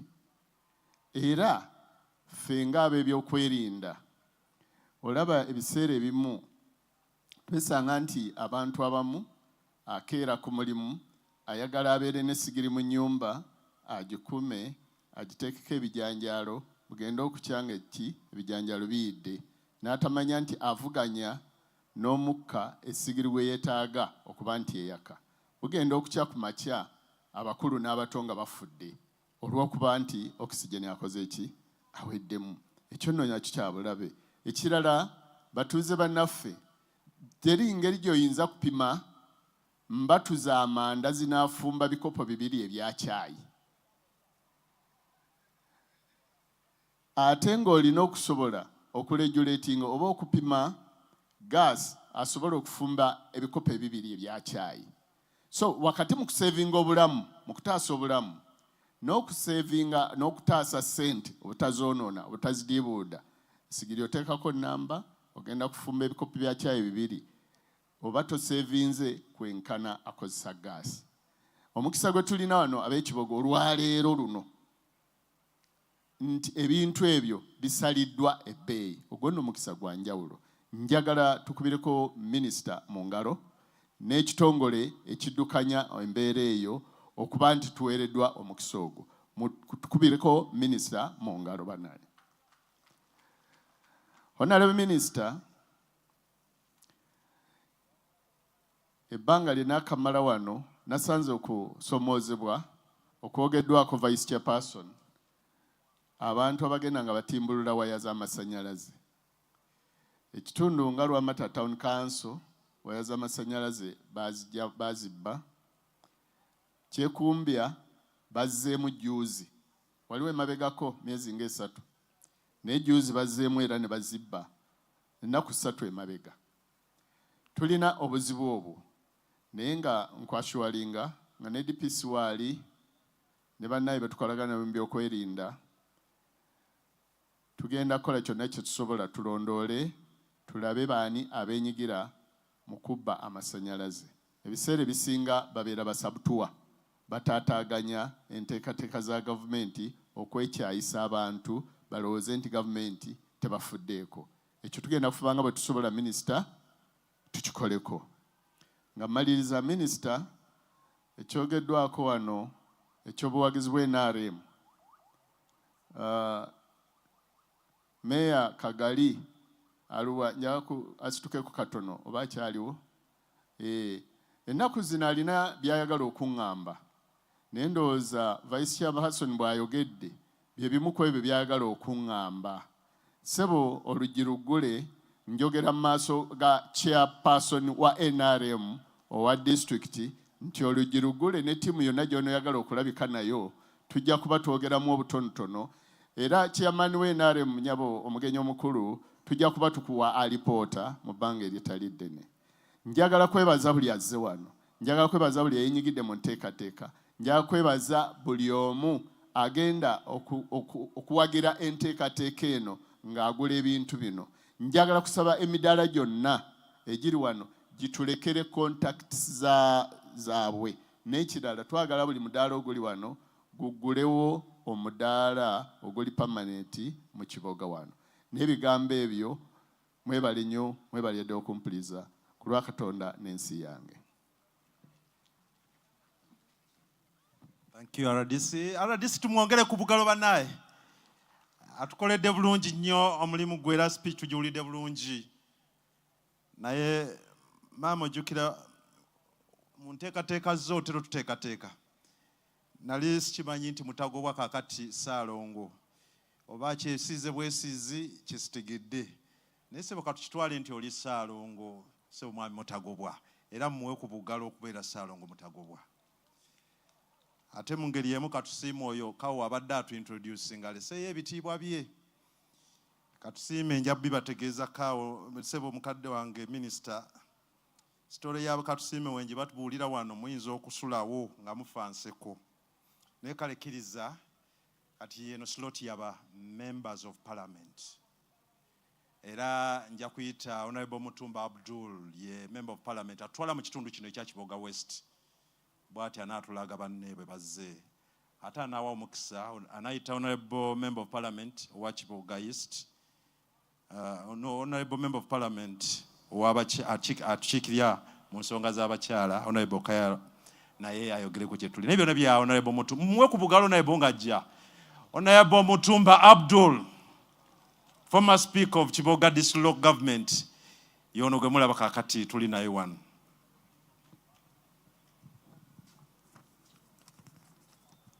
Aneyanziza nnyo ssebo MC Mwami Mpiima era town clerk wa town eno w'ekibuga kino kye tulimu. Nyabo omugenyi waffe omukulu ow'ekitiibwa Minister Dr. Canon Ruth Nankabirwa, nyabo MP munnange mukyala Christine Kaya akiikirira district eno y'Ekiboga, sebo ssentebe wa district wamu ne ttiimu ya district local government eno ey'Ekiboga, RDC waffe wamu ne ba RDCs bonna nga bwe banjuddwa wano, manyi tiwaliwo n'abakulembeze ba district okuva mu bitundu ebirala, technical team yonna eri wano okuva mu districts ageetoolodde wano, tiimu ekulembeddwa Engineer Kabagambe Kalisa eya UECC efuuse ensonga olwaleero, abakulembeze b'eddiini abali mu kifo kino, abantu ba Katonda mwenna abaami n'abakyala, nsanyuse nnyo okubalaba ku mukolo guno era mu tawuni yaffe eno ey'Ekiboga mu district y'Ekiboga ffenna twekubire mu ngalo. Nze nno munzikirize okusookera ddala mbategeeze ate era kyayogeddwa dda wano nti guno omukolo guli wano Ekiboga, guno omukolo gwa ggwanga lyonna. This is a national launch and it is a national function. Therefore, I would like to welcome all of you to this function as a member of parliament representing this area. For those who may not know me, my name is Mutumba Abdul, the member of parliament representing this area. Tuli wano ffenna olwaleero olwa gavumenti yaffe ennungi n'enteekateeka ennungi eno ekwatagana n'ebyamasannyalaze. Era munzikirize ŋŋambe nti Uganda oye! Uganda oye! NRM oye! NRM oye! Kaguta oye! Kaguta oye! Awo mbawulidde nti gye muli kubanga obwedda mugamba ti weetuli nnyo. So twagala okwebaza gavumenti olw'omulimu omulungi guno. Launch eno nga bwe mbategeezezza nti ekoleddwa wano olwaleero nga tekwataganye n'amasannyalaze gano gokka ge tulaba aga waya ag'emiti ge tumanyi, naye n'amasannyalaze ge bayita off grid. Minisita yajja osinga okugannyonnyola goba ge tuyinza okuyita renewable energy, mwe muli sola, mwe muli gaasi, mwe muli biogaasi n'ebirala. Minisita mukugu mu mbeera eyo era ajja kubitunyonnyola bulungi. N'olw'ensonga eyo twagala okwebaza gavumenti. Oweekitiibwa minisita, twagala okukwebaza ate nange olwonzizizzaamu amaanyi ng'omuntu atwala constituency eno. Kakati ate omuntu nga ne guno omukolo guli wano nga bukeera ku makya aga nti Mutumba talina kyakoze, awo lwaki temumpa obugalo? Guno omukolo gwa ggwanga guli mu constituency ya Mutumba wano Ekiboga. Twagala kwebaza ne ministry yonna olw'enteekateeka ennungi eno omukolo guno ne gubeera wano. Era tulabwa kati Uganda yonna, tulabwa n'ensi yonna nga tuli ku launch eno. Oweekitiibwa minisita, nzikiriza neebaza abateesiteesi abanjuddwa wano olw'omulimu omulungi gwe bakoze. RDC ne ttiimu ye wamu ne local government bakoze mobilization y'amaanyi, naye ate twebaza ne ttiimu evudde e Kampala kubanga babadde bakola nabo okulaba nti tusobola okwakivinga kino olwaleero kye tulabako. Wano wabadde walina okubeerawo ba members ba parliament abawera 50 ow'ekitiibwa omugenyi omukulu. Naye nga bw'omanyi parliamentary games zaatandise bali Mombasa ba member ba parliament. Ate n'abo bembadde mobilizinze nga bajja naddala ba NRM. Enkya tulina NRM caucus mu State House nga leero balina okukola COVID. Balina okutestinga COVID basobole okubeera ku mukolo ogwo. Naye nkyasuubirayo abamu abajja nga Dr. Kefa tumusuubira okuba nga tweyungako. Oweekitiibwa minisita, nze njagala era okwongera okwebaza Meya ayogedde wano ku layini z'amasannyalaze eziri wano mu town council, teziri wano mu town council wokka nnyabo nti ze bazimba. Naye layini zino zaamala okwapprovingibwa ministry gy'otwala nga zigenda kuzimbwa ekisanja kyange kino. Era kanzi kusomere ozimanye. Tuyina layini egenda e Kabutemba, emiti gyamala okuyimirira. Ate neva e Kabutemba ne yeeyongera eggogonya. Ezo layini weeziri. Tuyina layini ey'e Nasuuna ng'eva wano Kiganzi Buzibwera Nasuuna, emiti gyamala okuyimirira. Tuyina layini eva e Kapeke ku Ggombolo ogenda e Nyamiringa, era nagyo gyamala okuyimirira. Mu kaseera kano bazimba layini eva wano ku ssatu okugenda e Budimbo. Tuyina layini y'e Nakakabala yo tennatandika, ne Wayigodo yali approved. Tuyina layini eva ekyeyagaliro ogenda e Kiwanda, ate neva e Kiwanda Bwezigoolo egenda mu Kasanja. Tuyina layini egenda okuva e Kambugu okugenda e Nakabiso. Ezo zonna layini zenjogeddeko ziri mu constituency yange eno oba eyaffe eno eya Kiboga West. Twagala kwebaza olw'omulimu ogwo ogw'ebbeeyi, era kitegeeza nti gavumenti ya NRM ekola, banaye mugyongere engalo. Okusoomoozebwa nnyabo minisita kwe tuyina ku layini ezo zaatambulidde nnyo ku mayumba agali ku kkubo. Emiti tegyayingidde bali eri mu maka g'abantu baffe, naye nabagumizza era ne mbagamba nti scale up project bw'enaatandika ebyo bye bimu ku byegenda okukola ki okutunuulira. Nsaba ojja kunneegattako era tusobole okwachivinga wide scope abantu baffe, kubanga gavumenti already beemaze okuteekamu ssente nnyingi. Kati ate connections bwe ziba ntono amaka agaweereddwa, kitegeeza nti gavumenti investment gy'ebeera ekoze eba te-achievinze the intended goal. Oweekitiibwa minisita Nyabo, tukyayina n'ebitundu ku main road yaffe eno eva Kiboga Hoima nga byo byetaaga bwetaazika transform, osangawo bukilometers nga 2-3, kati ng'Essindaawo tebalina masannyalaze wadde bali ku kkubo nnyo. Bwe mbasanga nno bwe ŋŋendayo ne balyoka baŋŋamba ne gatuleka ffe wano, ne galyoka kagende wammwe ekyeyagalire n'ekirangira. Naye twakuwa ripooti yonna ey'ebitundu byonna eby'ekiboga ebimisinga amasannyalaze. Ne wano wennyini mu town council waliwo osanga gamisinga kilomita 2, kilomita 1 n'ekitundu, kilomita 3. Ebyo byonna tusaba otuyambeko era tukwatagane okulaba nti tusobola okuzibikira ebituli ebyo. Ekya vandalism Nyabo n'abavudde wano bakyogeddeko, nsanyuse nti RDC naye akyogeddeko, era n'ennaku ezo nali nkyogerako ne Deputy Assistant RDC ekya vandalism, kubanga ekyagenda mu maaso. Nenjagala kusaba bannakiboga ffenna, bannange poliisi tetujja kufuna poliisi emala eyimirire ku buli muti gw'amasannyalaze oba ku buli ewali transformer. Naffe tubeere vigilant nga bannannyini ebintu bino byaffe. Gavumenti ebiteekamu ssente nnyingi. Let us all be vigilant. Abantu abamu abakola bino ebya vandalism oba oliawo n'okubamanya tuyinza okuba nga tukola ki nga tubamanyi. So tuteekeyo twetegereze ki ekigenda mu maaso mu kitundu. Nzikiriza ti abamu oluusi bava mu bitundu bya wala naye babeerako n'abantu baffe mu bitundu ababayambako. So tukwatagane ffenna n'abakulembeze be LC n'abatuuze okulaba nga tulwanyisa ensonga eno. Nga maliriza Nyabo, twagala okwebaza amakampuni gonna agazze ku mukolo guno. Nze nguze wali gaasi sirinda nga eriko ne kuuka yaako njiguze emitwalo 19. Ate nabiramuze e Kampala babiŋŋamba emitwalo 4. Kati bwe mbirabye wano kasente akatono bwe katyo ne ŋŋamba mukyala wange namba 3 ate lwaki ayongera okufumbisa amanda. Ne muŋŋamba kakati kaadhi ssebo lagiraawo abayina bannamba 2 namba 3, kubanga bano abayina omwomu siyinza boogerera nnyo bayinza okuba abafumba ku masannyalaze. Ne bannamba 2 namba 3 mubawonye omukka n'amanda ate tutaase n'obutonde bw'ensi tusobole kubanga ebintu ebyo byogenda ku katale akali private obigula emitwalo egisukka 4.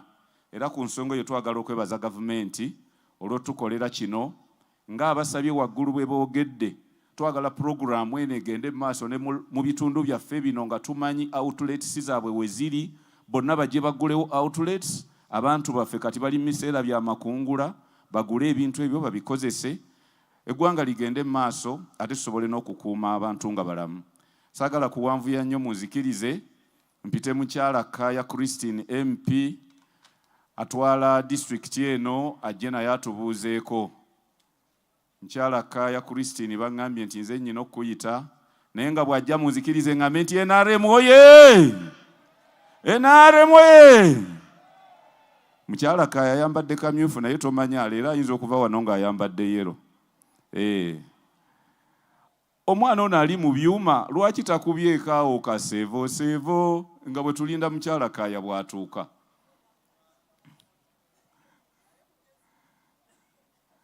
Wamuwadde enguzi.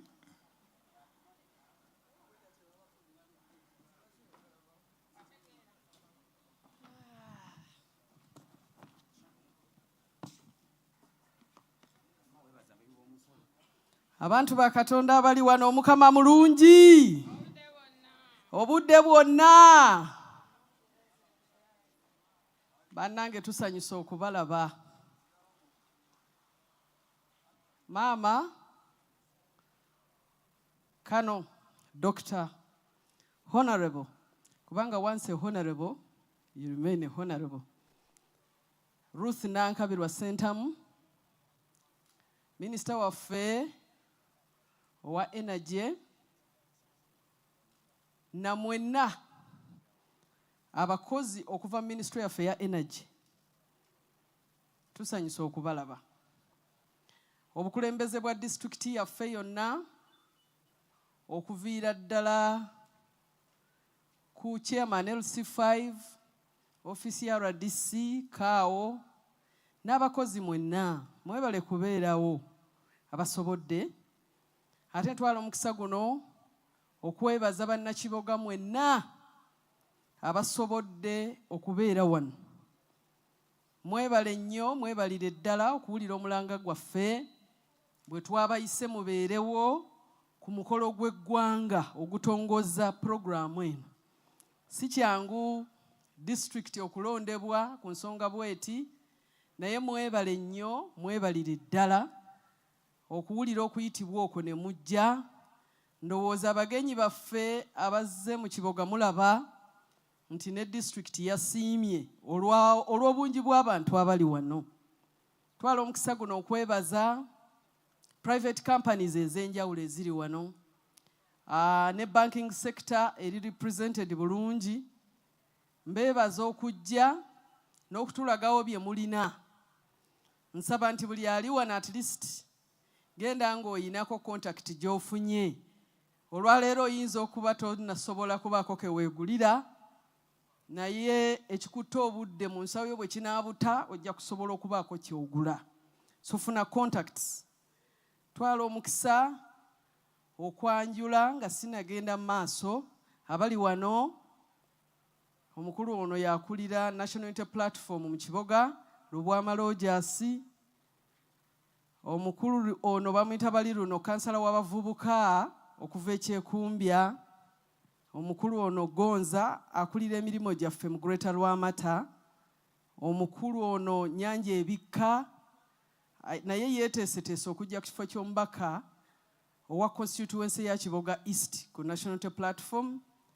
Omukulu Nankabirwa Jennifer kansala waffe okuva wali mu kyalo ky'Ensulamu mu Kikuubo. Omukulu Nabasa Christine naye kansala waffe okuva e Kateera. Ne Pastor Gideon naye mu National Unity Platform okuva e Kasoko Lindo mu Bukomero. So mbasaba muyinza okugira nga mugenda mwetuulireko sobole okubulyako abantu mu ddakiika ntono kubanga obudde bwagenze dda. Ate ne minisita waffe tusobole omuwa akadde atubuuzeeko. Ne nze Kaya Christina Nakimwero owammwe ow'abasomesa omubaka omukyalo owa Kiboga district. Siri wa abakyala bokka naye ndi nzikirizibwa okusoosowaza eby'abakyala. Ntwala omukisa guno okubeebaza naddala ministry yaffe ya energy okutulonda mutongoleze wano. Tweyanziza minisita ku lw'ensonga eyo. Era mu mazima amatuufu muli gender sensitive kubanga season eno abantu bwe bagulira abantu ebirabo. Nze mbasaba ebirabo bye mutegese ogulira bamuzeeyi eno yonna mu byalo, simanyi oba waliwo ekirabo ekiyinza omumusanyusa ennyo okusinga ka gas cooker ako. Era nkulaga nti bw'oba wano nga muzeeyi wo ow'emyaka 65 n'okusoba akyafumbira ku nku, oba azijja wano nga naawe oli wano, bannange tusaba mwetereeze.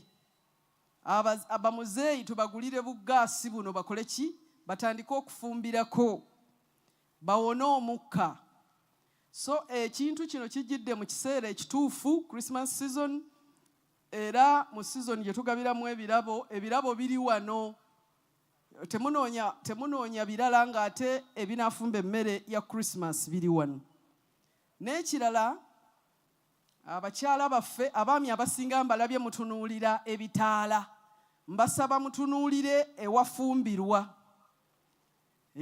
Awo abakyala we tuli tubasaba mutuwagire nnyo kubanga abamu mbalaba ne muba muwayalinga amasannyalaze, mu kiyungu temwagala kuteekayo mataala, mwagala gabeere mu kisenge eno gye musinga okubeera.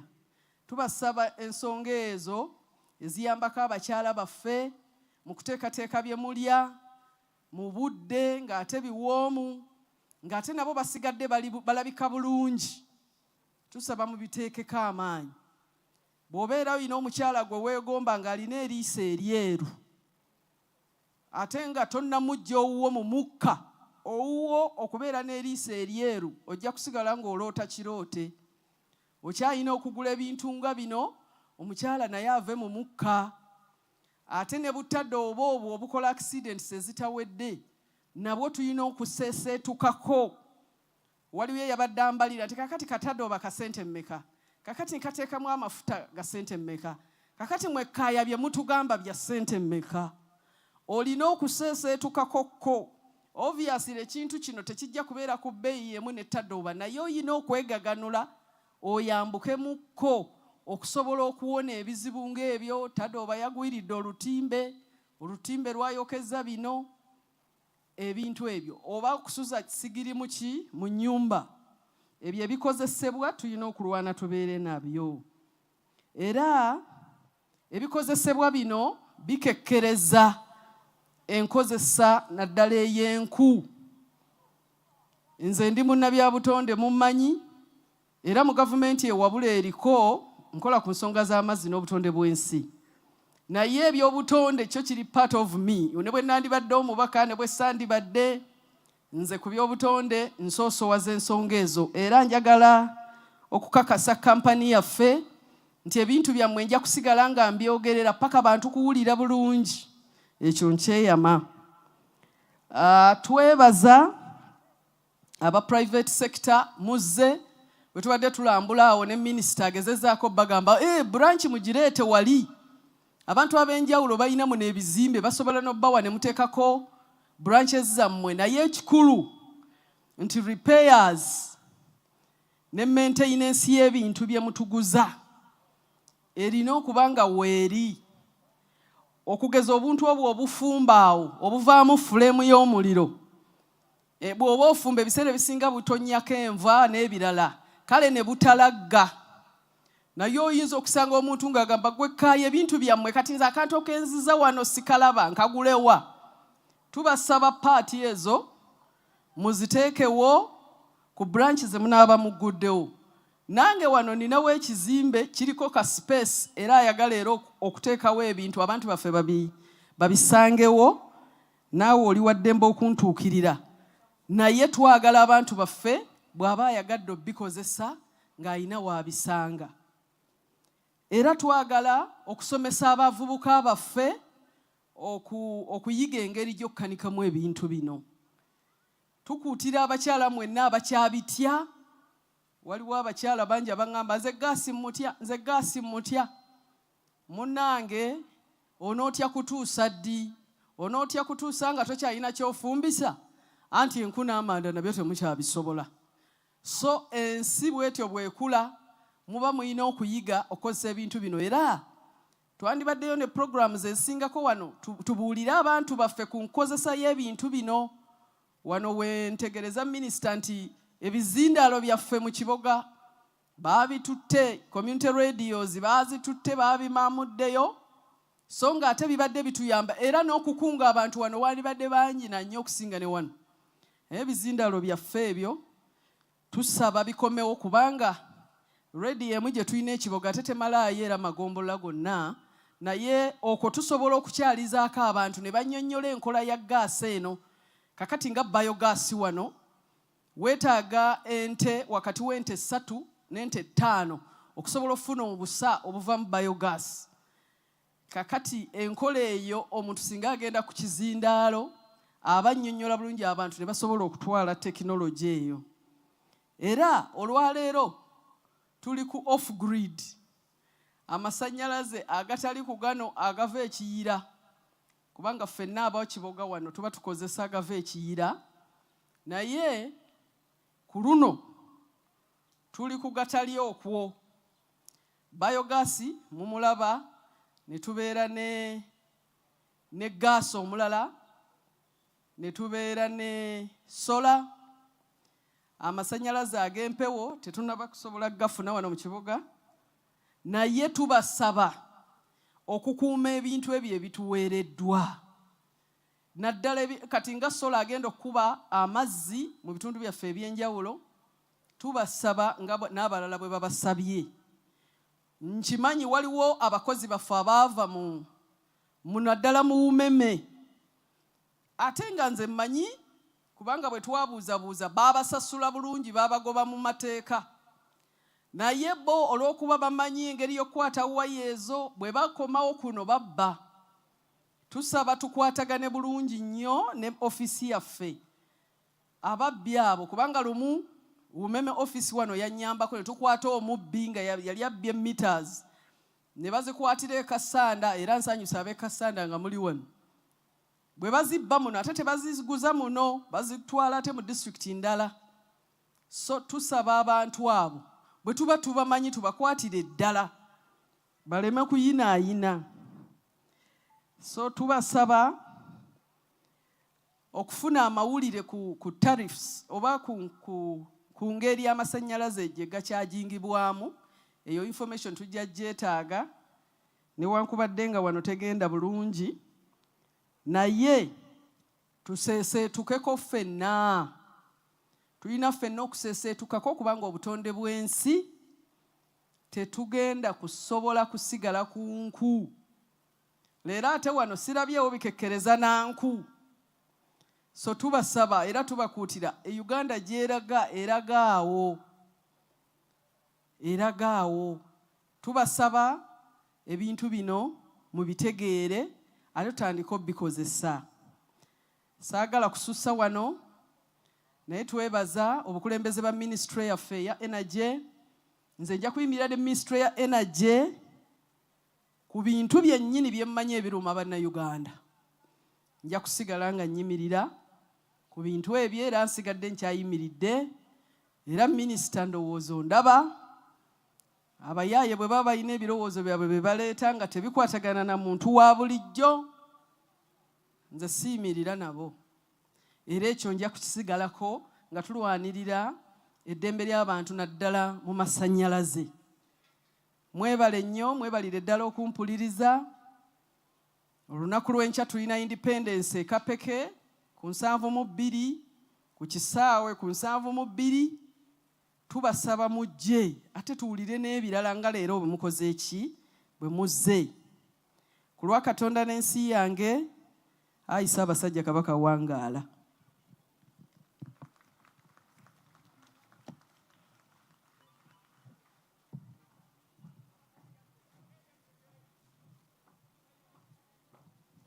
Kale tumwongere ku bugalo Honorable Kaya Christine. Era mu kiseera kino nja kuyita muganda ngono mwami Mmenya John ajje kwano tulabe. Oluyimba lumu. Oluyimba luno twagala kwebaza mama waffe Ruth Nankabirwa olwa byonna byatukoledde mu kiboga muno tetuyinza butamukisoosowaza. DJ tugende maaso. Obugalo! Obugalo! Obugalo bwa mama dala.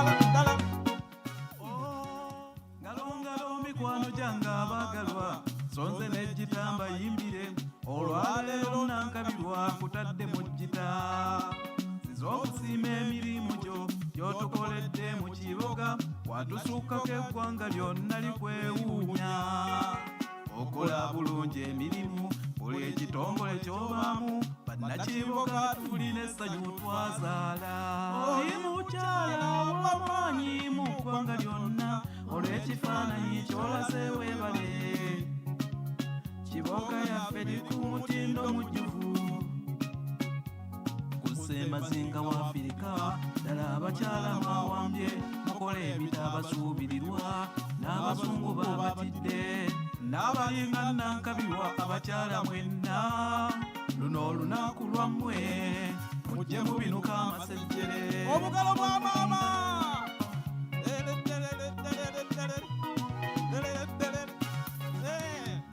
oyo akola ebirungi bambi asaana kwebaza maama kantwala omukisa guno nkwebazeeko etasiima ab'edda balugera ebula giwaate n'ekuba emimiro maama minisita Ruth Nankabirwa byakoze bingi munanjulira y'ensonga lwaki ne muzeeya mwetaaga oli mukozi ow'amaanyi atakola eby'amaanyi toddiriza nyweza wamma tusiima oli mukyala w'amaanyi mu ggwanga lyonna olw'ekifaananyi ky'olase weebale kiboga yaffe eri ku mutindo mujjuvu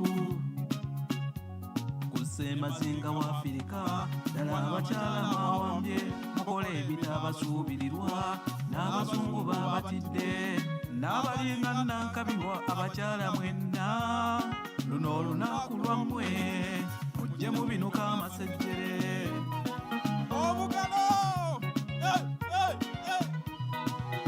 webale mu paalamenti olwatuukayo pulezidenti yakulabirawo toli mukyala mugezi n'akukwasa ebya fayinansi wabikwata bulungi nnyo n'olinnya eddaala n'akufuula minisita akulembera ebyokwerinda olw'obugezi n'okukolako n'ebyobuvubi n'abikukwasa byali biremye buli omu akola adibaga obugalo bwakwatamu omuvubi n'afuna obuweerero yalaba osukkulumya ennyo n'akuwa obwa kifuwiipu tuba tukyasanyukira ekyo n'akukwasa minisitule ya energy oli mukyala w'amaanyi mu ggwanga lyonna olw'ekifaananyi ky'olase weebale kiboga yaffe eri ku mutindo mujjuvu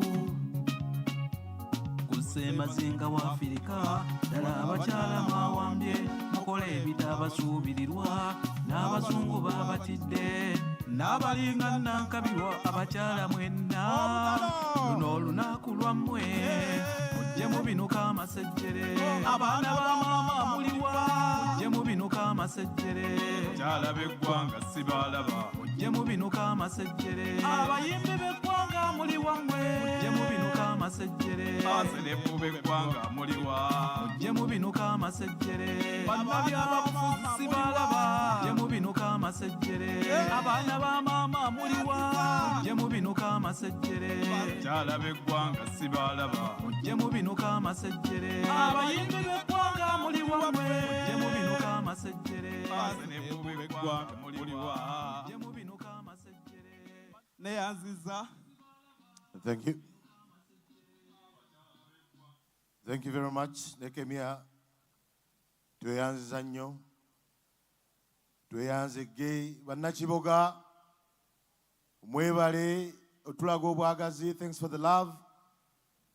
Thank you for showing up in big numbers as we launch this Price Subsidy Program that is set to benefit not only the people of Kiboga but the entire country. And count yourselves lucky because this launch, the first in the country has happened in Kiboga.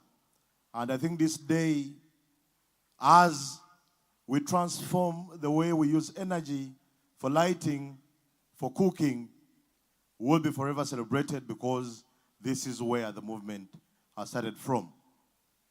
A lot more of what the program has to offer is going to be highlighted by many other speakers that are going to come on the podium this afternoon.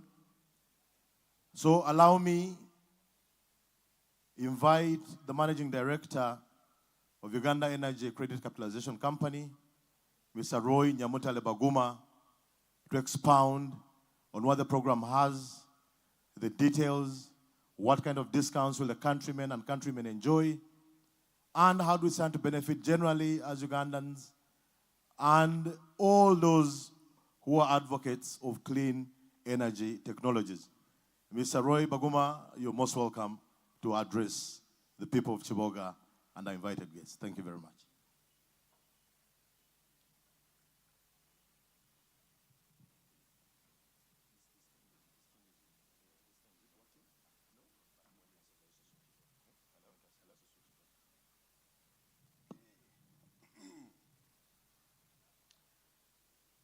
Good afternoon, everybody. Good afternoon. Let me start with the protocols. Our chief guest, the Minister of Energy and Mineral Development, Honorable Dr. Canon Ruth Nankabirwa.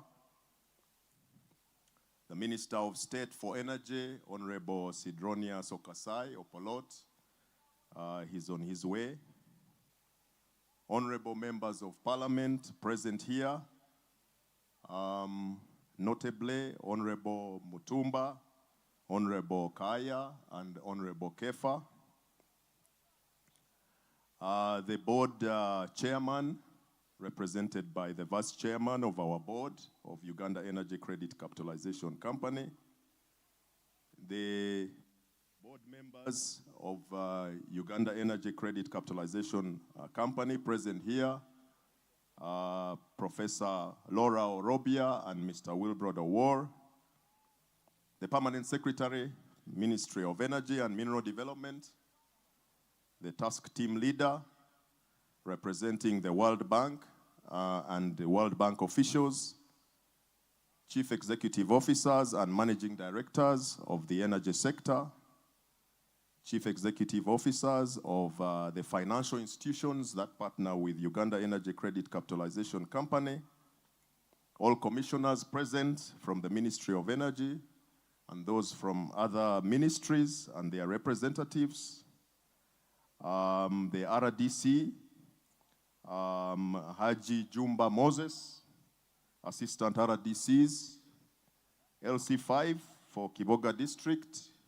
local leaders, LC1 chairman, distinguished guests, all protocol observed. My name is Roy Nyamutale Baguma, and I serve as the Managing Director of Uganda Energy Credit Capitalization Company. It is our pleasure to be here in Kiboga today to host the national launch of the Price Subsidy Program for Clean Energy Technologies, results-based financing facility under the Electricity Access. In simple terms, this program aims to address the affordability barrier associated with the upfront cost of acquiring clean energy technologies. In this regard, the program provides partial price subsidies to enable households to access off-grid solar for lighting and charging, clean cooking solutions powered by solar, ethanol, biogas, briquettes, and liquefied petroleum gas. And prices are also being knocked down to enable productive uses of energy, such as water pumping, irrigation, refrigeration and cooling, water heating, and grain milling. More specifically, solar lanterns under this program will be reduced by 60%. And the prices of solar home systems with a maximum of 3 lights will be reduced by 50%. Clean cooking stoves powered by the various energy sources, LPG is being reduced by 40%. Ethanol cook stoves are being reduced by 40%. Electric pressure cookers are being reduced by 50%. And the biogas systems, which are more expensive, are being reduced by 30%. Productive uses of energy equipment for water pumping, for irrigation, refrigeration and cooling, water heating, and grain milling is being reduced by 60%. The condition here is that in order to become eligible to access this, you need to be engaged in a productive activity where you are generating income. Anybody who has a shop that is selling refrigerated items is also eligible to access these huge discounts for productive uses. Uganda Energy Credit Capitalization Company has partnered with 67 energy service companies, and these will use market-based approaches to deliver the price subsidies to Ugandans and refugees. The companies will sell their products as they ordinarily do, and buyers will pay for the chosen items at the discounted prices. The UECCC and the World Bank pre-selection of companies has been done to ensure that only companies that supply quality products certified by the Uganda National Bureau of Standards will participate in this program. The list of participating companies is expected to grow as more companies express interest to be assessed. The companies are selected to ensure a wide geographical outreach across Uganda. The energy service companies that register sales in the remote areas of Uganda will also qualify for additional incentives. You have heard what the preceding speakers have mentioned. We are encouraging the energy service companies to open up more outlets in the remote areas of Uganda, in the rural areas of Uganda, and in the very hard-to-reach areas of Uganda. The only requirement to purchase the discounted products will be a national identification card and ability to cover or to pay for the discounted price. Households will be able to take away their products immediately after purchase. UECCC, beyond this beyond this national campaign, will undertake more regional sensitization and market awareness activities. The list of energy service companies is available and is downloadable from our website. We have also taken a record. Please register at the entrance. We will also send you that list so that you can be able to access it from any gadget, your smartphone or any other internet-enabled gadget. Ugandans just need to go to any of the outlets of the listed energy companies, show their national identity card, pay the reduced amount of the chosen technology, and go home with the purchased item. Now, in order to facilitate transparency and quick verification of sales and connections, the World Bank supported UECCC to partner with A2EI of Germany. This is an IT firm in Germany, and we have developed a prospect digital platform. This digital platform, which is already in operation since 1st November, has the capacity to deliver real-time reporting of the energy service company sales, the digital submission of claims by the energy service companies, and it will also facilitate verification and payment of the claims by UECCC. This digital platform is in the process of being integrated with the National Identification and Registration Authority, and there are plans to integrate Prospect further with mobile telecom companies through the payment systems. These integrations will facilitate the verification of claims process and efficiency in handling the claim payments. At this juncture, I would just like very quickly to request A2EI Germany, which is represented here, to stand up for recognition.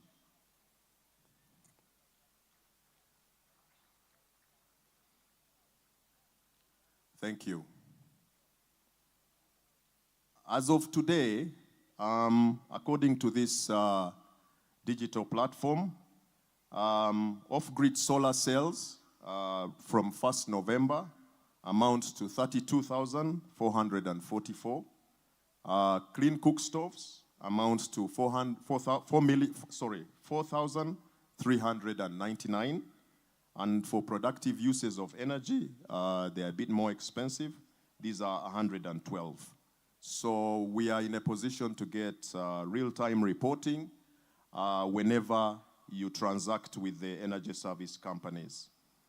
I mentioned that we are also targeting to work with mobile money companies so that when they pay, when you buy and you pay using mobile money, it will become easier for us to have a third-party verification.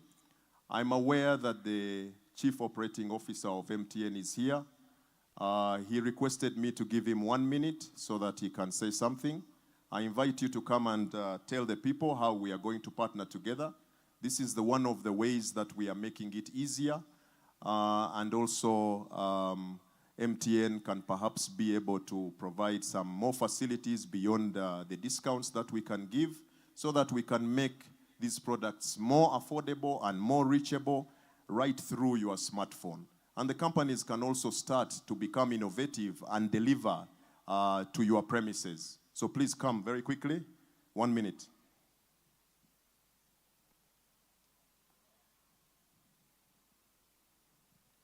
Desmond, also come here. M&D, you show the system. Right. Thank you, Brother Roy. Kiboga Oye. Thank you so much, Honorable Minister, in this particular place to launch this initiative. As MTN, we're very glad to work with Uganda Energy Credit Capitalisation Company to be able to deepen services into our communities where we live. We serve these communities in various capacities. We deliver energy, we deliver connectivity, we deliver health, but all these services somehow have to be in an ecosystem that a customer can get them seamlessly. We know so well that most of the people in Kiboga are on MTN network. And using the MTN network, we want to ensure that we simplify the onboarding experience, the transaction experience, and the payment experience. So we are committed to work with all the partners that are part of this to be able to simplify the customer journeys through digitization, which is also a key program of government. So we stand here today with you to affirm that we are going to work every inch, every mile together to ensure that our customers in this community, but most importantly, this community, this country is enabled with better experience through digitization.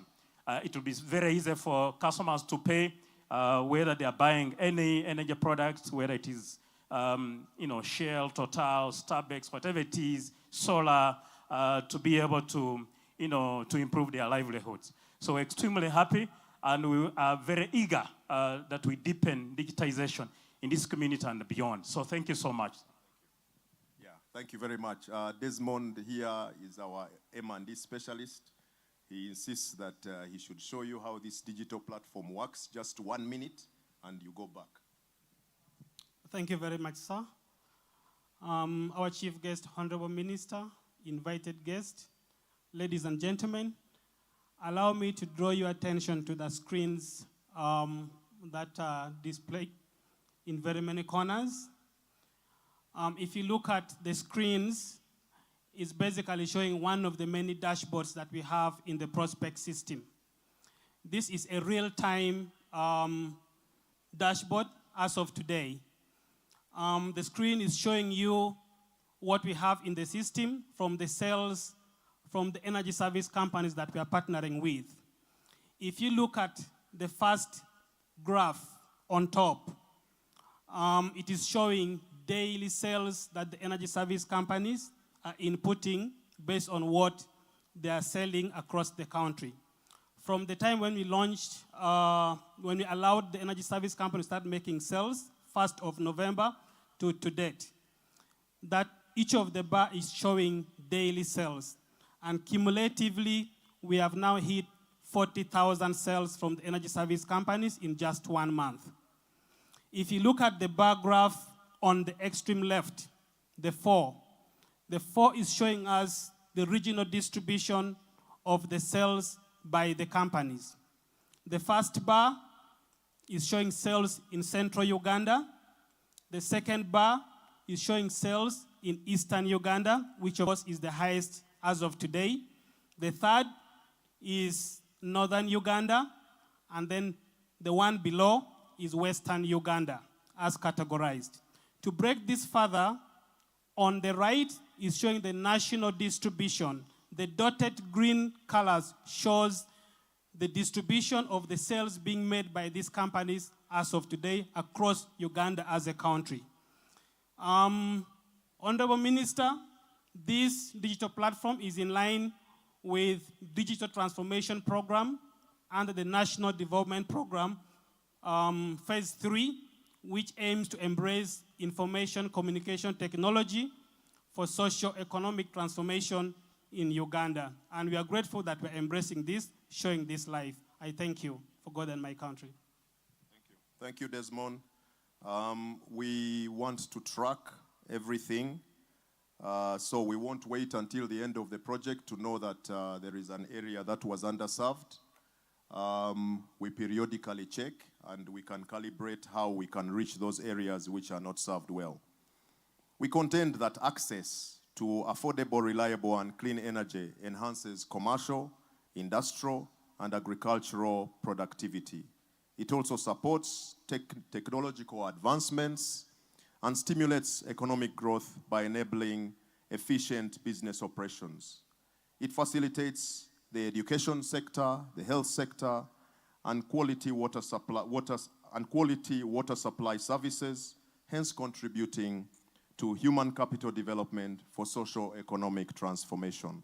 The key financing challenge associated with access to these technologies is clearly the upfront cost barrier. The program to be launched today is designed to directly address that particular upfront cost barrier in order to facilitate the acquisition of clean energy technologies by Ugandans.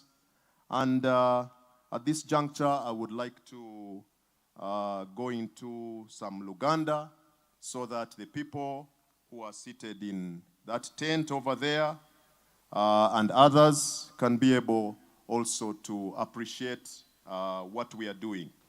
The most important thing at such an occasion is to communicate effectively. So now in Luganda, basebo ne banyabo mbalamusiza mu biti byammwe, tuli wano okutongoza program gye bayita Price Subsidy Program for Clean Energy Technologies. Tuli wano okubategeeza nti gavumenti ng'eyita mu kitongole kyaffe ate era ekya gavumenti etaddewo obuwumbi 4 ng'ekigendererwa kwe kusala emiwendo egya sola abantu bave mu nzikiza oba balekeraawo okukozesa tadooba eza parafini. Ku sola obutaala obusembayo obutono bwe bayita lantern, gavumenti esaze ebbeeyi ebitundu 6 ku buli 100, ate solar systems ez'ettaala 3 gavumenti esaze ebbeeyi ebitundu 5 ku buli 100. Engeri gye mufumba nayo twagala tukwatire wamu tugikyuse. Twagala mukozese amasanyalaze amayonjo okufumba. Amanda tegakuuma butonde. Emiti munatera okugimalawo ate n'ebbeeyi y'amanda yeeyongera kulinnya. N'olwekyo gavumenti esazeewo esale emiwendo egya sigiri, stoves ennongoose nga zino zikozesa amasanyalaze amayonjo. LPG tusaze ebbeeyi ya LPG gaasi ebitundu 4 ku buli 100. Ethanol stoves tusaze ebbeeyi ebitundu 4 ku buli 100. Zino electric pressure cookers tusaze ebbeeyi ebitundu 5 ku buli 100. Biogas tusaze ebbeeyi ebitundu 3 ku buli 100. Ekirala gavumenti egamba nti yeeyongedde okuteekako ettafaali mukozese amasanyalaze ag'enjuba okwongera okukola ssente. Abangi muli balimi, enkuba tekyajjira ku budde, n'olwekyo mulina okupampinga amazzi n'okufukirira ebirimwa byammwe. Ate mu budde nga bwebwo wano obuuma obutono obupampinga amazzi ne irrigation, awo gavumenti esazeewo esala ebbeeyi ebitundu 6 ku buli 100.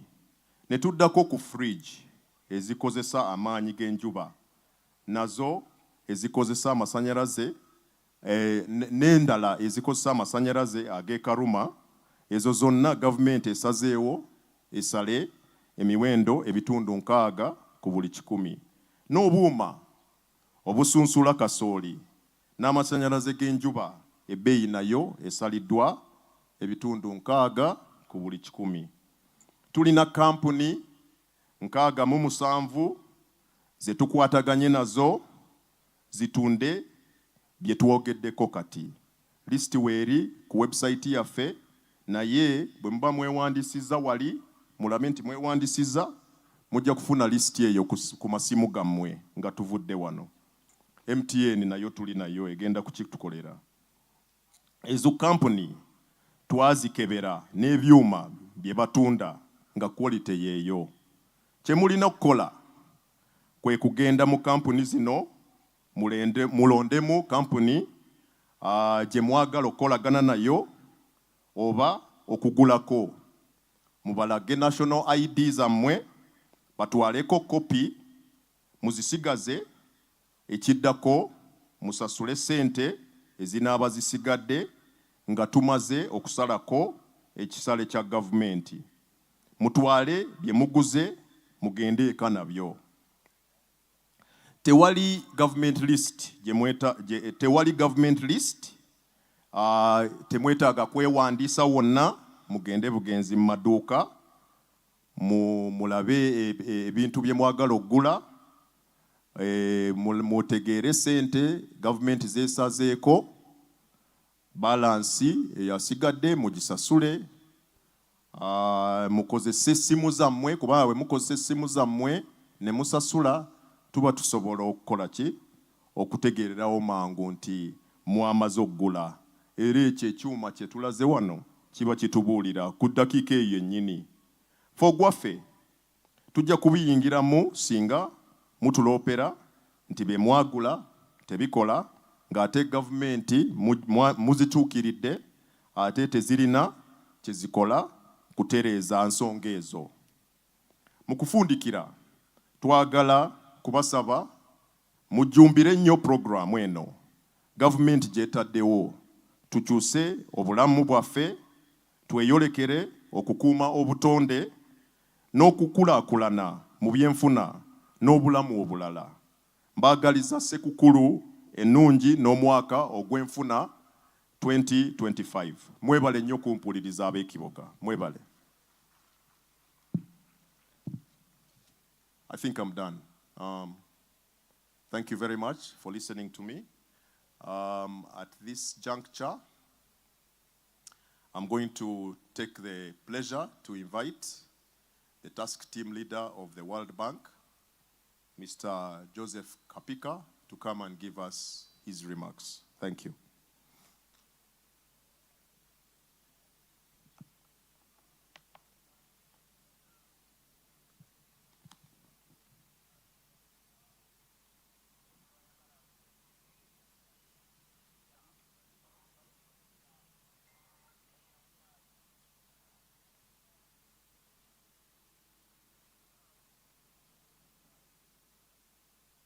Joe, you're welcome.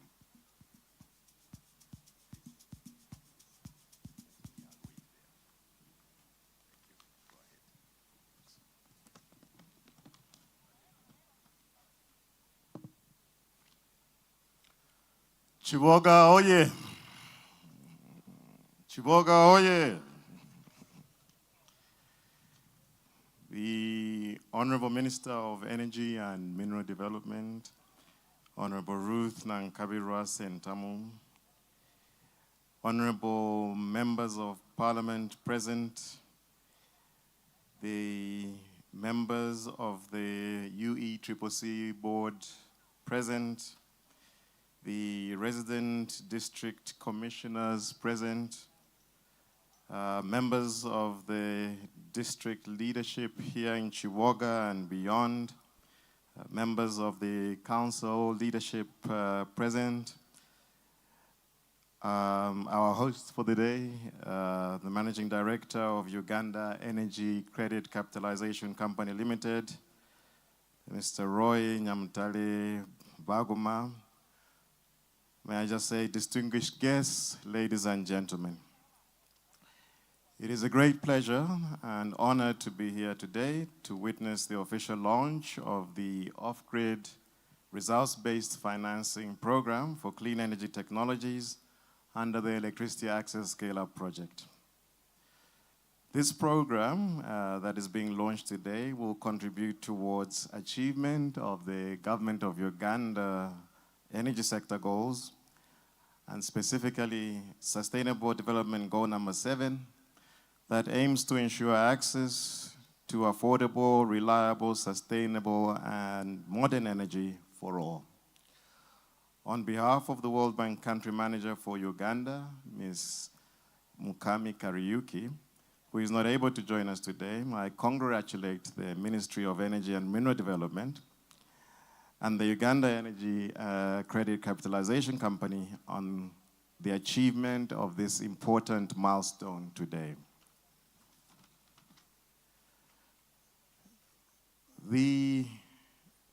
This program we're launching today is part of the Electricity Access Scale-Up project.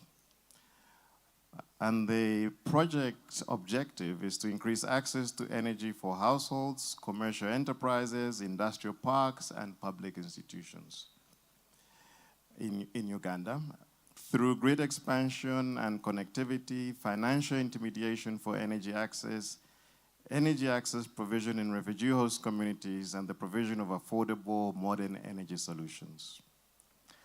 As the name of the project suggests, this is a scale-up intervention based on the experience and lessons learned by the government of Uganda on increasing access in the country over several years, and to which the World Bank has provided support. The Electricity Access Scale-Up project is a comprehensive intervention covering all aspects of access, including grid connections, grid extensions, off-grid solutions, and clean cooking. Notably, due to the scarcity of public financing, the project also aims to mobilize private sector financing and participation. The project further supports Uganda's nationally determined contributions and the long-term strategy for climate change 2022 to 2050, which includes a series of priority mitigation and adaptation measures intended to lead the country to a climate-resilient and low-carbon development path linked to green growth and broader sustainable development goals over the long term.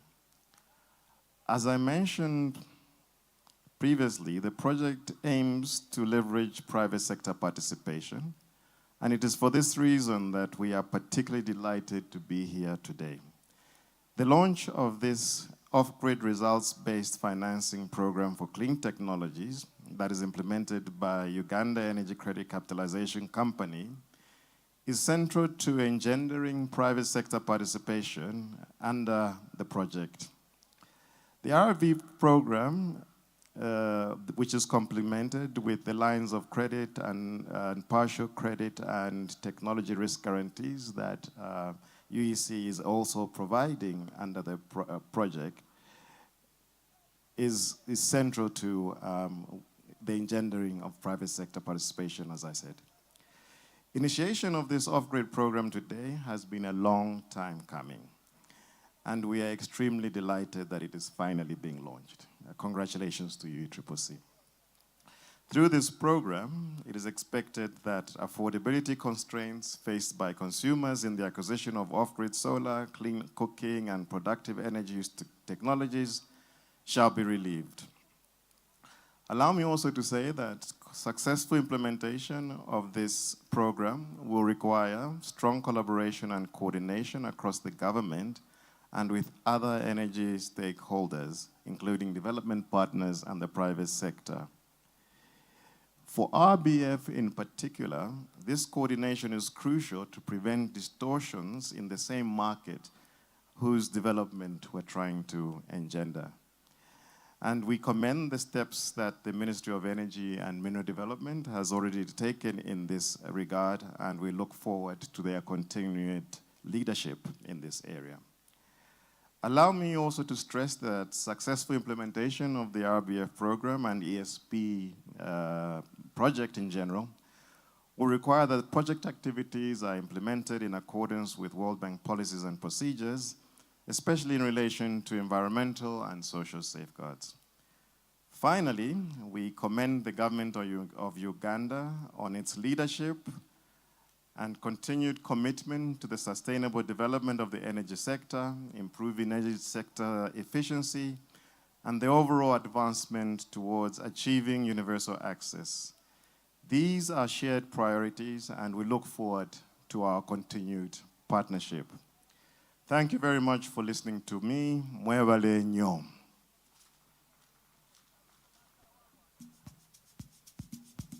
A round of applause for the World Bank representative.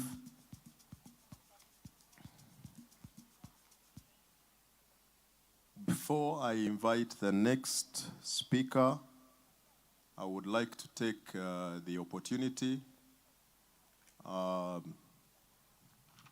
to request all the staff of Uganda Energy Credit Capitalisation Company to stand up for recognition and wave to the people. UECCC, yeah, those are the people that have put together this national launch, and on a daily, we are putting our heads together on how we can advance the renewable energy and clean energy technology cause in Uganda. At this opportunity, I would like, in a special way, to invite our Vice Board Chairman, Dr. Kalisa Kabagambe, to come and give us his remarks. Thank you.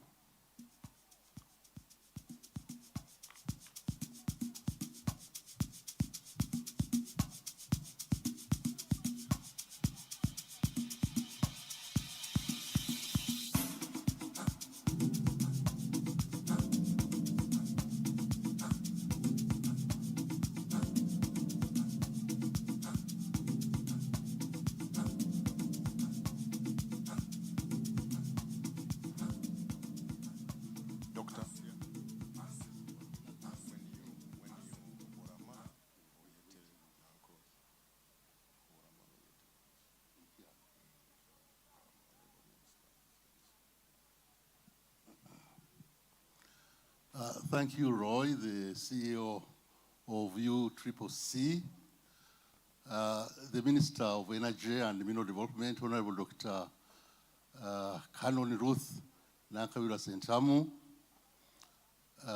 members of Parliament who are here, and I've seen quite a number, our friends Kefa, colleagues of the board, Professor Dr. Laura Orobia, stand up for recognition because she's a member of the board. She's a professor of accounting at Nakawa Business School, Makere Business School. Mr. Wibrod Owol, who represents the Uganda Bankers Association, please stand up for recognition.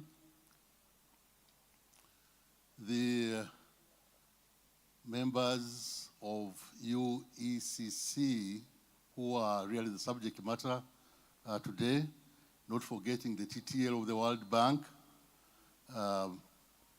the RDC Kiboga and your colleagues from the neighboring districts, the LOC5 chairperson from Kiboga,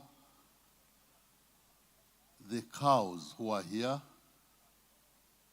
ladies and gentlemen. My name is Dr. Fred Kabagambe Kalisa. I am the vice chairman of UCCC company, but also I'm a senior presidential advisor for oil and gas and the mineral industry, and retired permanent secretary in the Ministry of Energy and Mineral Development. My real task here is to invite our chief guest. But before I do that, I would like to make just a few remarks. One is that 15 years ago, there was limited private sector participation in the business of renewable energy. Of course, the key barrier was the high upfront costs of renewable energy, and at the same time, people, even banks, did not know that you can make money when you deal in renewable energy. That was a key barrier, and I want to emphasize that point. That is why government formed this Uganda Energy Credit Capitalisation Company in order to assist the private sector to participate and do business in renewable energy. So I thought that is a point which I would emphasize. It is a takeaway home, and it's important. My second point is really to give you assurance that the program which is being launched today, the Clean Energy Technology Subsidy Program, will certainly succeed. It will succeed because we at UCCC have launched successful programs in the past. And I will give you a quick rundown of some of these programs that we have launched, and they have been successful. For example, we obtained a grant from the government of Germany, KfW, to promote small renewable energy projects, hydropower projects. And we did leverage a tune of 76 megawatts of renewable energy projects out of 8 independent power programs. So that was a success. We have implemented 2 programs of the World Bank, an off-grid program, as well as a credit facility program. And all these have been very, very successful. It's also important to note that with a grant from Oreo of Netherlands, we obtained $13.1 million, and we have managed to package 8, actually 9, hydropower projects in areas of Kasese, Hoima, Bushenyi, Mitoma, Kabarole, Bunyangabo, and Bundibugyo. All these programs are successful. By the way, these small hydros are determined by geomorphology, not by politics. So, but they are going to happen, and we are doing very well. Finally, we have mobilized a total of 54 billion Uganda shillings, which has been used by the private sector to extend credit to end users to get energy. And in this program, we have managed to provide 1.8 million Ugandans, 1.85 million Ugandans with clean energy. So I thought I would give you assurance that with the track record that we have had, there's no doubt in my mind that this program is going to succeed. With those remarks, I would now like to invite our chief guest, Honorable Dr. Ruth Nakabirwa, omukyalo ogwo itwe abahoima tumweta General Nyangoma. General Nyangoma bwokuba General Nyangoma omusumbu akabalega akabali mukyara ayalemaga Kiboga hanu irabuli. Nabwekyo Madam General Nyangoma, please come and address your people. Honorable Dr. Ruth Nakabirwa, kindly.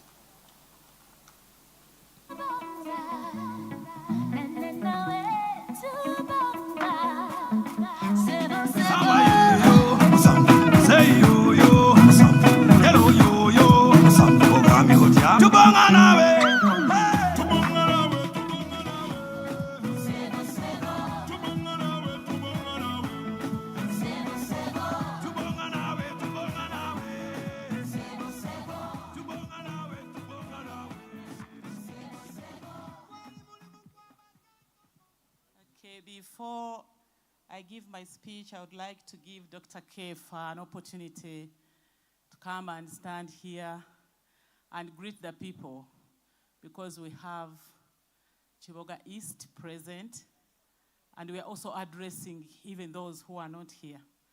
So bear with me, please. Dr. Kefa came in when I think Honorable Kaya had concluded. So bear with us. Let him greet you.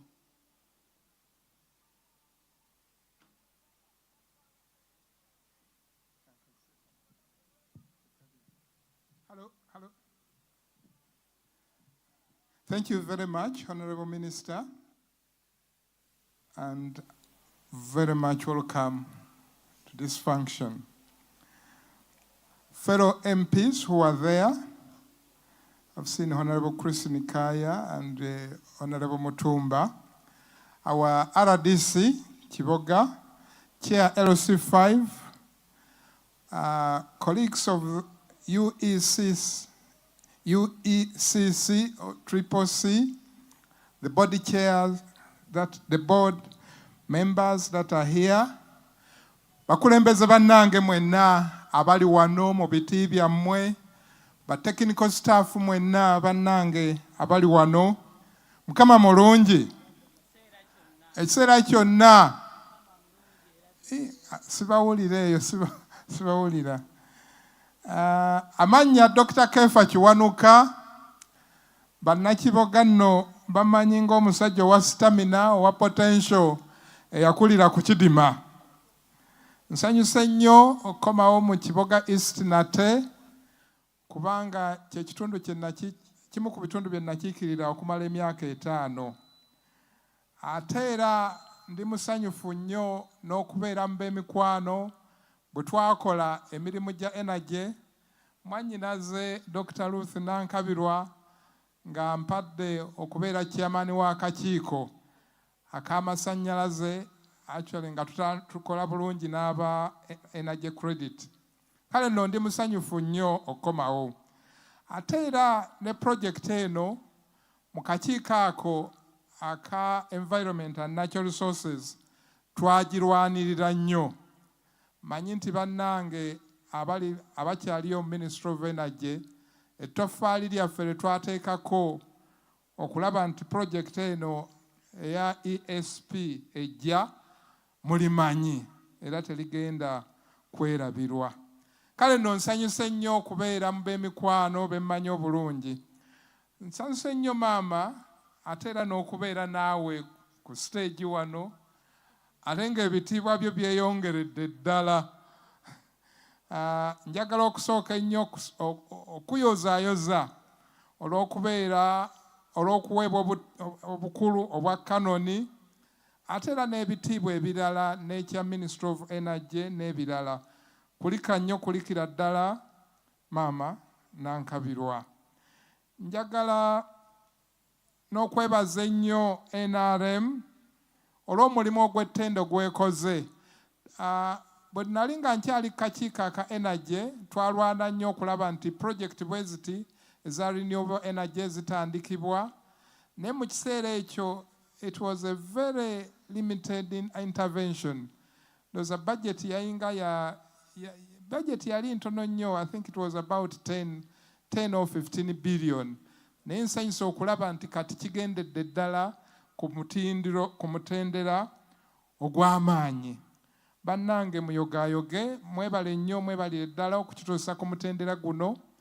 Ate era neebaza ne gavumenti yaffe eya NRM omulimu gwonna gweri mu kukola okulaba nti esaasaanya amasannyalaze ate kati ne renewable energy. Njagala n'okwebaza ennyo mwannyinaze minisita olw'okuleeta projekiti eno e Kiboga. Manyi nti ebitundu bingi ebyandyagadde okuba nti bigihostinga mu disitulikiti zaabwe, naye weebale nnyo weebalire ddala okusalawo n'ogituleetera wano e Kiboga. Mu bimpimpi nga mmaliriza, mu luzungu tuga nti threats to climate change are real. Ekizibu eky'enkyukakyuka y'obudde kiri real. Olw'okuba nti tutemye ebibira tusobole okufuna amanda, olw'okuba nti tutawaanyiza entobazi, olw'okuba nti tukoze ebyo byonna bye tutandikoze ebyonoona obutonde. Era ekivuddemu kwe kulaba nti tufuna bye tubadde tutasuubira kati ebituzinze. Kuba nti tyatonnya mu budde bw'eri suppose kutonnya, ne tuba nga tukaluubirirwa okulima. Amataba amangi agatutawaanya entakera, ettaka okubumbuluka kati temulaba eri ebulambuli n'ebirala. Ebyo byonna bivudde ku ngeri gye twonoonyemu obutonde. Kale nno bannange, mwannyinaze minisita, amaanyi ge mutaddemu mu projekiti eno kijja kuyamba nnyo okulaba nti at least kikendeeza ku ngeri y'obutonde gye badde bwonoonebwamu. Muyogayoge bannaffe. Ate nsanyusa nnyo n'okuwulira nti n'ebintu weebiri wano bitundibwa ku ssente ezisaliddwako ennyo. Nsanyuse okuwulira nti ebimu bisaliddwako up to 60%. Bannange mwebale nnyo mwebalire ddala. Maliriza nga mbeebaza nnyo bannakiboga abali wano, mwebale nnyo bannange mwebalire ddala. Mwebale okulonda NRM, mwebale okulonda Yoweri Kaguta Museveni, mwebale okulonda muganda wange Mutumba, mwebale okulonda chairman waffe LC5 Gerard Nsiro wava muno, mwebale bonna be mwatulondera aba NRM. Temujjanga okwo 2026 era mubongere ekisanja neera. Nyabo weebale nnyo akakisa kano kompadde okubuuzaako ku bantu. Weebale nnyo weebalire ddala.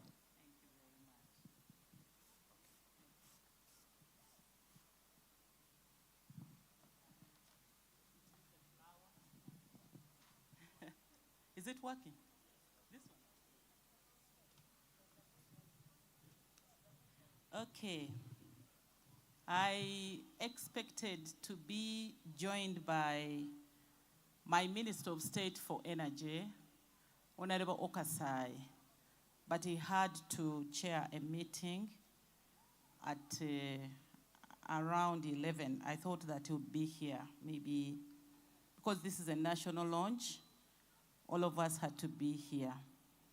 My colleagues, members of parliament, the representatives of the World Bank, And I want really to recognize Mr. Joseph Kapika, with whom we've been trotting around this country to commission different projects supported by the World Bank. We were together in Mitoma, where we had a national launch of the Energy Access Scale-Up project. And then we were in Katakwi, you're here in Kiboga. I appreciate that. The resident district commissioners from our sister districts and the chief administrative officers, district local government leadership, central government officials, the board of UECCC, representatives of financial institutions and energy services and companies, all of you distinguished guests, I saw the district card and other religious leaders, all of you, our guests who have turned up, I must thank God for today. I thank God for the beautiful weather, and I thank God for the exhibitors. Let me begin by talking to the world, by speaking English, because I want the world to know, I want Europe to know, I want America to know, because this function signifies the commitment by Ugandan government to save the environment, the commitment to energy transition, a just transition. Abataka mwenna kansooke njogere mu Luzungu, abantu bano abatatwagala, abatayagala Uganda ekuza amafuta gaayo, bawulire Oluzungu luno, bawulire n'enteekateeka Uganda gy'ekoze. Kansooke mbafuuyire Oluzungu lwabwe, mbannyonnyole amaanyi gavumenti geetaddemu mu kutaasa obutonde bw'ensi. Oluvannyuma nja kubabuuzaako mu Luganda katono, naye nga nsaba weegololegololemu bw'oti, obugambo bwange obulinde buggweyo, kubanga ndowooza bwe mmala okwogera tugenda kugabako ebirabo, ate tufune ekyemisana, ate tugule ebintu bino. So let me begin by thanking the district leadership who worked with the organizers, UECCC working with the district team, District of Kiboga. Thank you so much. I've been briefed how you have been organizing. There's so many meetings that you've held. Mr. Cow, RDC, DPC, the security team. I am proud of you. Where I have not been, you have proved that you can organize the national function. Thank you so much. I want to thank my colleagues, members of parliament from this place for having turned up. Today is Thursday. It's a working day. It's a busy day, but we are so busy. The weekends are not enough for us. So let me begin by informing you that government all along has been trying to come up with new strategies to approach the challenges that we have in the power sector. And in 1999, the act that was enacted to govern the sector liberalized the power sector and introduced private sector participation, both in existing operations as well as the financing and management of future investments in the power sector. However, the effective private sector participation remained hampered on account of several challenges, some of which Mr. Kabagambe Kalisa mentioned. One, there was lack of project finance or long-term debt in local market to finance renewable energy projects. The second one was lack of sufficient equity on the part of the project developers. What you can call bulungi bwansi or community participation. You have to put in money in order to benefit. That money was not there. The third one is lack of technical capacity, by local financial institutions to appraise renewable energy projects. Wabeerawo obukwakkulizo obwo bw'olina okuba nga olina naye nga nabwo era bwetaaga training, bwetaaga ensimbi. The other one was lack of transaction advisory services and also lack of interest by local financial institutions to finance renewable energy and rural electrification projects.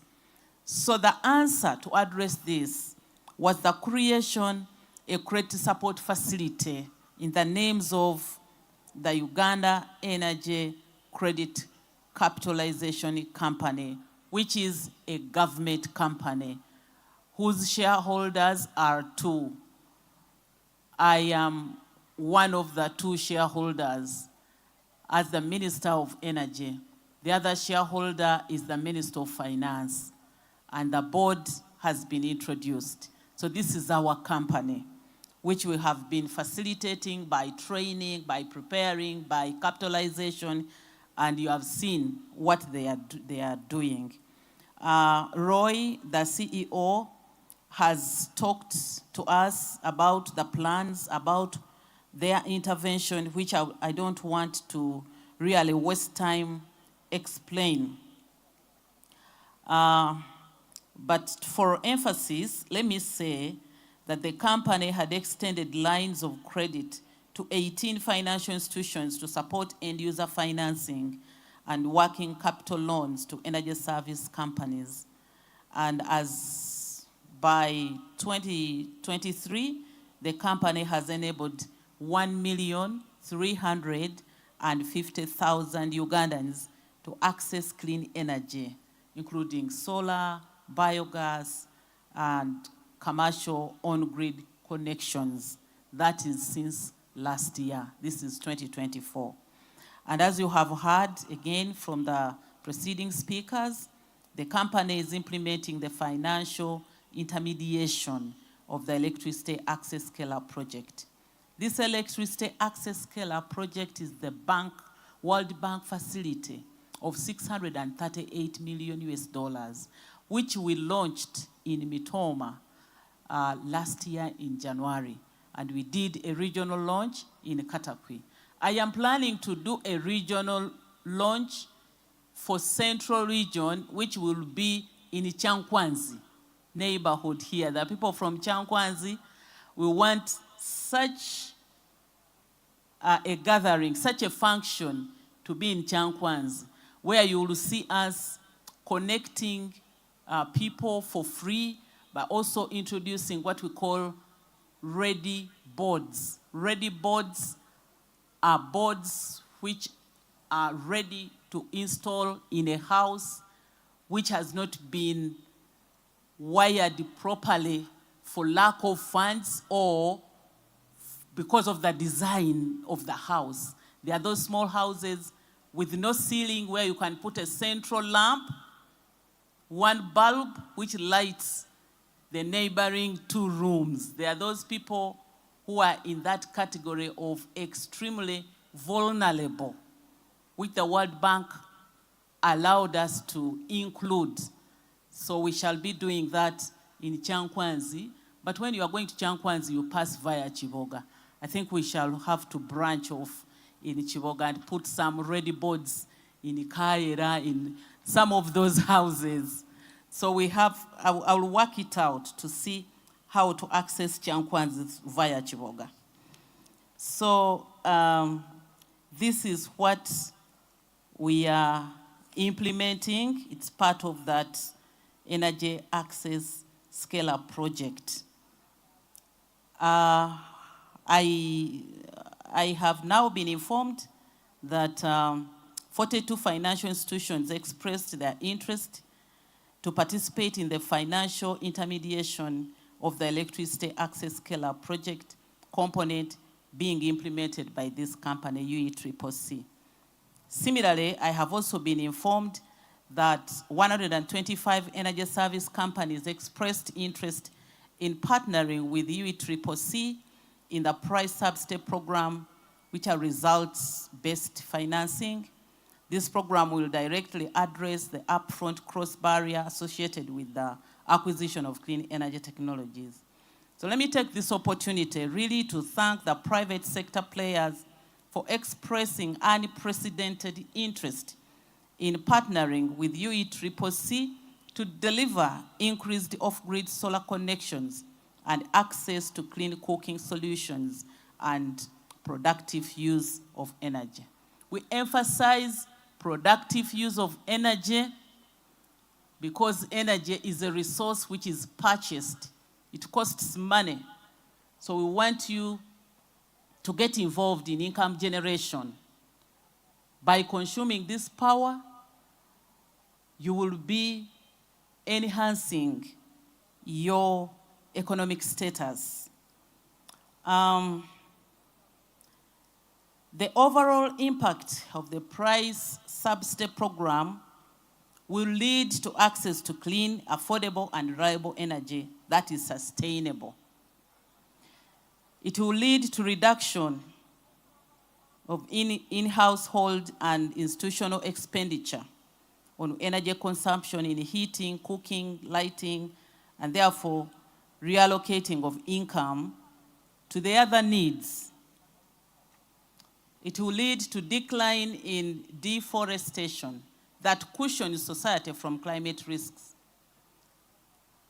I've been participating in many international conferences on climate change and energy transition, and I've been informing the world that Uganda cannot be really counted as part of those countries that emit greenhouse gases. But our problem has always been in cutting down our trees in search for firewood for cooking, in search for charcoal burning. Therefore, these projects that are geared towards a reduction of deforestation must be supported so that we can see forest regeneration, and therefore carbon emission can be offset by these forests. So if you bought any of these gadgets, you will be reducing on tree cutting. And I hope that Uganda can be listened to and be supported in her journey towards petroleum development so that we get money and be able to make sure that the affordable LPG is available. The solar panels are available. But also on the national grid, that power on the grid is reachable and is affordable. That is grid extension. Grid extension costs power. Power generation, moreover, clean energy, renewable from hydropower. Clean, but the problem is Uganda does not have enough funds to extend these lines. People are yearning for electricity everywhere. Even in Kiboga, we have not answered to every call. So we need to invest in other sources in order to supply this clean energy so that people can stop cutting down trees. We will expect improved performance among school-going children due to better lighting, to complete assignments, homework, and study at home. We shall see access to technology and information as a result of solar charging solutions for mobile phones, computers, and laptops. Almost every home now in Uganda has some kind of those gadgets. They need to be charged. And so communication will be enhanced. There will be better utilization of time, especially for women and children, with the elimination of the need to fetch firewood and travel far to buy kerosene and charcoal. Institutions like Kiboga Hospital here, where you see staff quarters, if they get access to EPCs, electricity pressure cookers, our nurses, our doctors, who do not have time, they are always in wards serving us. If they are assisted to get access to these energy-saving and quick cooking technologies, it will improve their services to us, which services we need. And Mr. Cow, please, work with the hospital leadership here to make sure that this information reaches them, that we have subsidized for them. EPCs are there, electricity pressure cookers. We tried it with Ambassador Kate, the former British High Commissioner. We cooked in public, and it was proved that you can cook meat, you can cook fresh beans, you can cook matoke, you can mingle posho using those pressure cookers in just a limited time, so that the nurse will be on the ward again. Find time to reach out to those Basao. They are on duty now, they may not be here, but we need them to benefit. They are my #1 customers. Then it will improve overall well-being and vitality of communities and preservation of the natural resources. Increase in household incomes from utilizing productive use of energy, equipment that are income generating. A caution here, or an encouragement. I can imagine there are men here who are now thinking about a toke eribobede. They are thinking about how our aunts and mothers taught us to prepare matoke very well. The longer it stays on the cooking stove, the tastier or the better. That mentality has to change. And Mr. Baguma, when you are out there sensitizing people, please make sure that you mention something about culture norms, how people are used to prepare their meals. Some people may think that you cannot make a kalo using these gadgets, that you cannot cook matoke and they taste. The world is changing. You can't resist change, because change will change you. People are running. You don't have time to spend 4 hours cooking one meal, matoke, agabobede. We have to change this.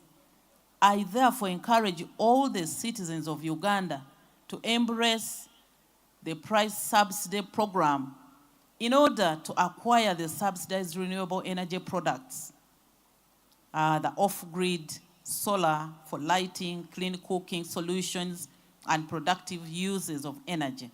This will equally contribute to the national electrification strategy of having 50% of our Ugandans expected to be connected on-grid, while 50% using off-grid solutions by 2030. Before I finally conclude, I now want to change my language to speak to my people in the best way I enjoy. Tusanyusa okubalaba mikwano gyaffe. Mumpanikireko ku mikono mmanye nti gye muli mumpuliriza. Gye muli? Mwebale nnyo, mwebalire ddala okujja ku mukolo guno. Omukolo guno gwa ggwanga lyonna. Omukolo guno gulabibwa kati ensi yonna. Omukolo guno gwa mukisa. Omukisa oguliwo ogw'okwewangulira okugula ku bintu bino ebiri ku buseere, ate ng'ogenda kubikozesa ebbanga ddene. Njagala kwebaza abo abayogedde ku kufuba okulaba nti ebintu bino tubisembereza abantu, naye n'ekyokulaba nti okubisaaviisinga, kigambo kya Luzungu naye twakigandawaza.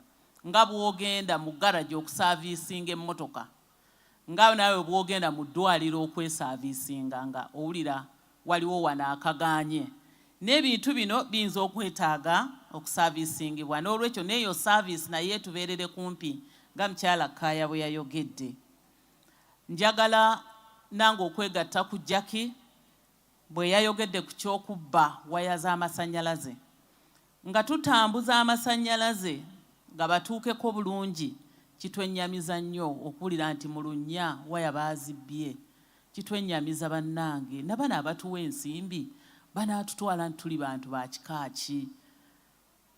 N'olwekyo RDC ssebo omwanyinaze eddumba buli lw'owuliranga nti waliwo ewaya ze babbye mugitwale nti nsonga ya poliisi amangu ago mu registeringa omusango naye ne ripooti mugituweereze kubanga nze mba nfuna masimu maama waya bazitutte maama waya bazitutte naye mba njagalayo ripooti evudde ku disitulikiti ng'etegeeza minisita wa energy ebifo omubbiddwa waya nange kinyamba okwongera okubikolako ate ndabe ewa gye najja ssente okureplacinga wires ezo kubanga ne bacontractor abaziteekayo baagenda dda awo kiba kinziza emabega kyennyamiza nnyo naye mbeebaza mu nteekateeka eno gye muteeseteese obulungi ffe nga bannakiboga muba mutuzaamu amaanyi waliwo era abayogedde ku kwongerayo entambuza y'amasannyalaze kino njagala kibategeeza nti puroguramu weeri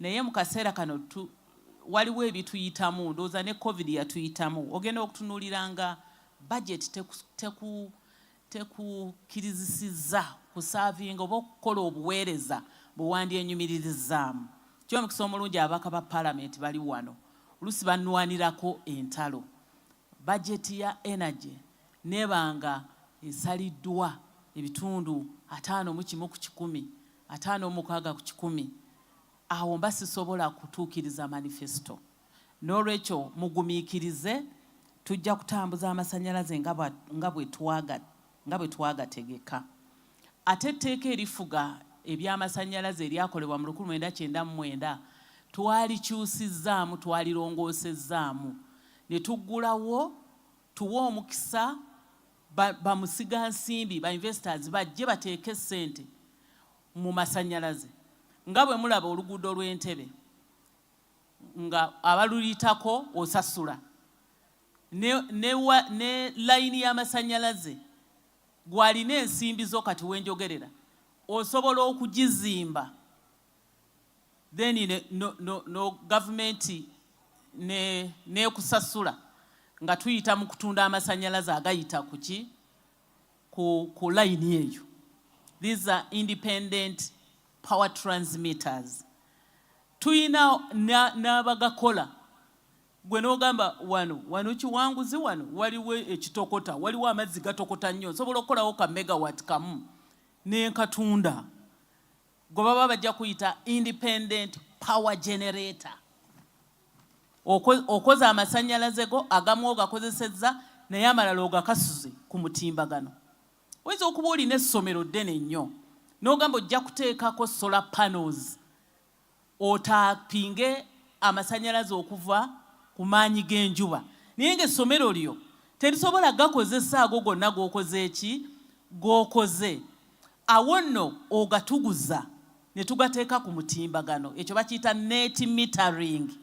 Twebala okoza amasannyalaze okozesezzaako gano amalala tosobola gakozesa gakasukeyo ku mutimbagano. Net metering nayo twagiintroducinze. Lwaki tukola bino? Tukola bino osobola okufuna amasannyalaze, osobola okugatta omutindo ku bintu byo by'okola, tusobola okulaba obuuma bwa kasooli, tusobola okulaba ebyuma by'emmwanyi kubanga PDM kati eri ku parish level ku muluka. Twagala okukamula mubisi mu miyembe, ebyo byonna bijja kwetaaga okunnyogoza, bijja kwetaaga amasannyalaze. So etteeka eryo twaliguddewo era kye natandikirako ekyo 2022 nga nakajja mu ministry eno era tulinawo kati abakoze application. So ab'emikwano mwabazze wano mulina omukisa mbasaba mufune amawulire agakwata ku bintu ebyo tuwone okufumbisa amanda. Babagambye amanda gali ku buseere kubanga gafuuse gabbula. Buli kintu lwekifuuka ekyebbula essente zikola ki? Zirinnya. Ate bajja kutandika okugakwata. Aba Northern Uganda yo president yawadda executive order number 1. Emmotoka bazikwatira ddala ezitambuza amanda. Tetulowooza nti kituli wala neeno kijja kutuuka kubanga obutonde bw'ensi tulina okubutaasa. N'endwadde mwannyinaze Onaro Mutumba abadde ngamba nti waliwo omukyala eyamugamba yali asiika kabalagala ng'amuluddemu nnyo naye najja afuna ebirwadde nga tabitegeera. Amawuggwe ndowooza okussa omukko ogwo oguva mu manda ku sigiri eyo gy'osiikirako kabalagala yalwala. Naye mulabye wali smart cooking from those chapati makers. Mubalaba abo. Obuntu bwe butyo meya 001. Obuntu bwe butyo nga mbulaba busimbye layini mu kibuga ky'Ekiboga nga bakozesa kigas silinda kimu ky'ekisupplyinga abatukolera chapati nga bambadde bulungi ng'abo bwe bambadde. Ekibuga kiba kijja kudduka emisinde ate abantu bangi tuba tujja kubataasa. Mbasaba mukole mukunga abantu abo beorganizing mu groups ababadde bakozesa amanda mu kusiika chapati babenga basimbawo kigas silinda omuntu tujja kubafunira abafiiringa. Tulina eno petrol stations nyingi bwe beekolamu omulimu noga nti abo abavubuka bali 5 ako kantu kaabwe webasiikira chapati zaabwe kigas silinda kimu tukitadde awo. Kyo kiba kijja kututaasa. Nsaba mwekolemu omulimu mukole groups eziri organized tukiyita centralized services. President yakitugamba dda Juwakali oba bantu bakola Ntebe ne mubafunira ekibangirizi we bakolera Entebe ne musika amasannyalaze ne mugateekawo ne mukola ekibangirizi abantu abakola omulimu ogufaanagana ne musika kigas silinda ne mukiteekawo. Bayinza n'okusasula empola ne mukiteekawo ne kibasaavinga. Let us think deep, think critically to make sure that abantu baffe benefitinga. Kati nnaatera okumaliriza olupapula ndujjabuddemu bwentyo naye nga ebino byonna mulimu gwa gavumenti.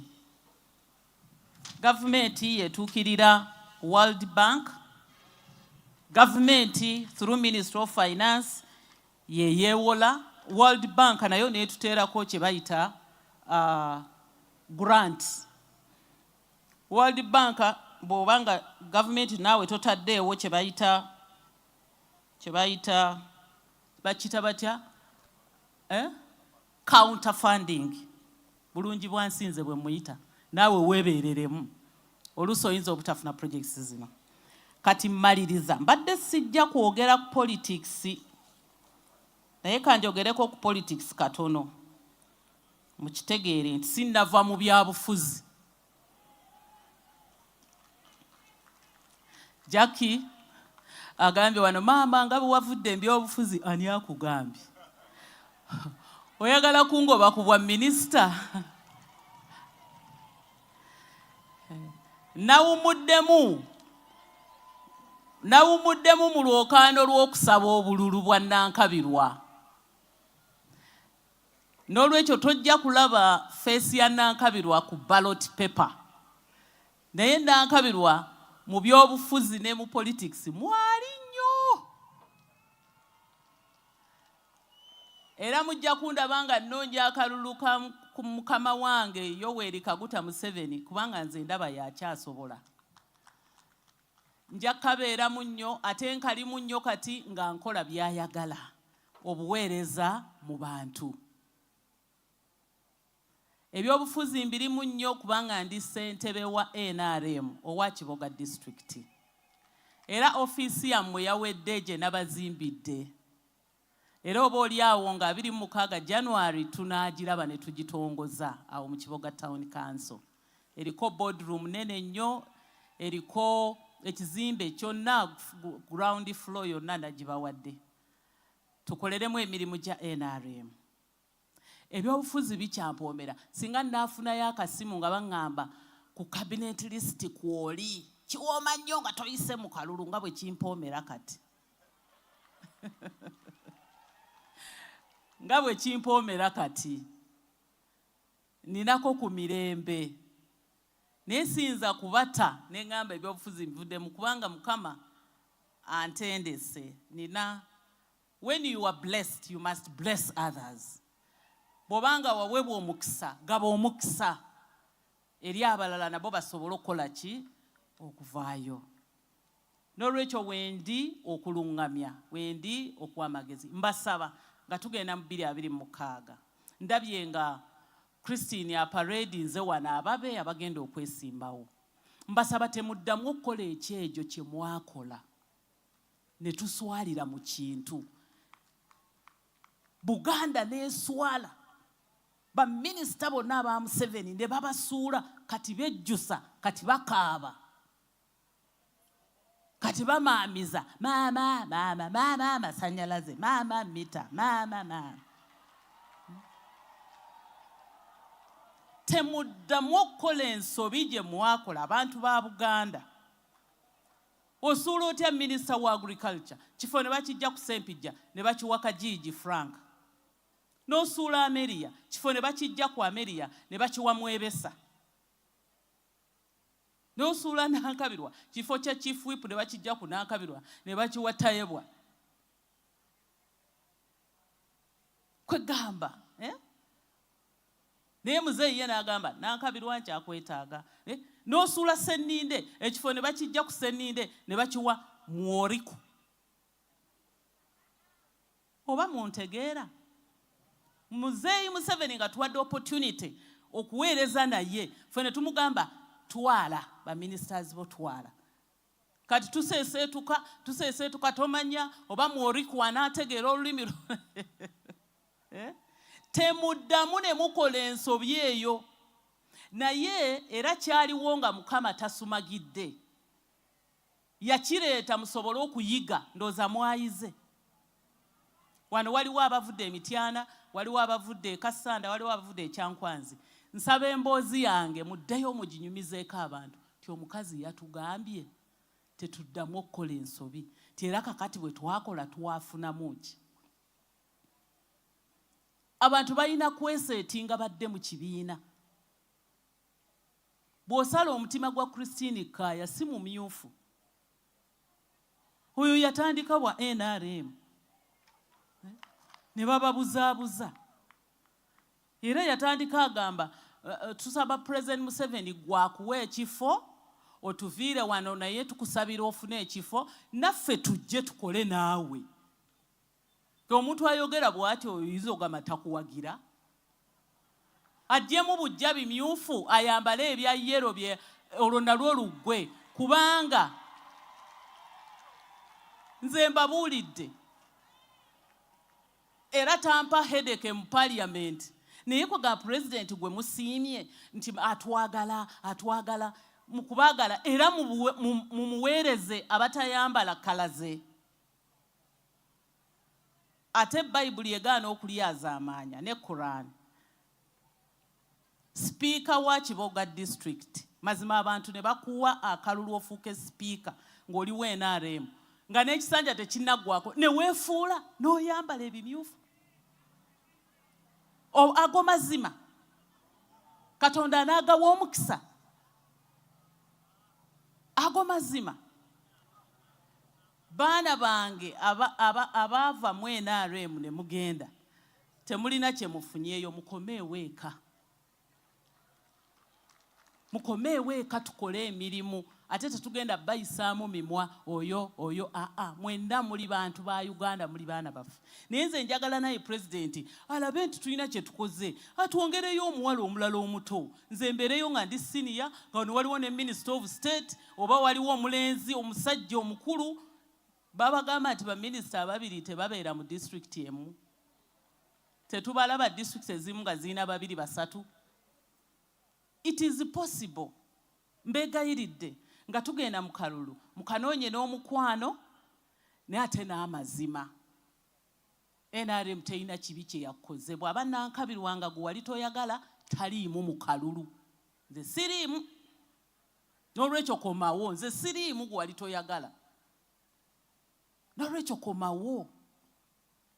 komawo nga tusiibula okuva wano nga tusanyuse nnyo gavumenti kyetukoledde egenda tuwonya omukka. Lowooza ku mazima.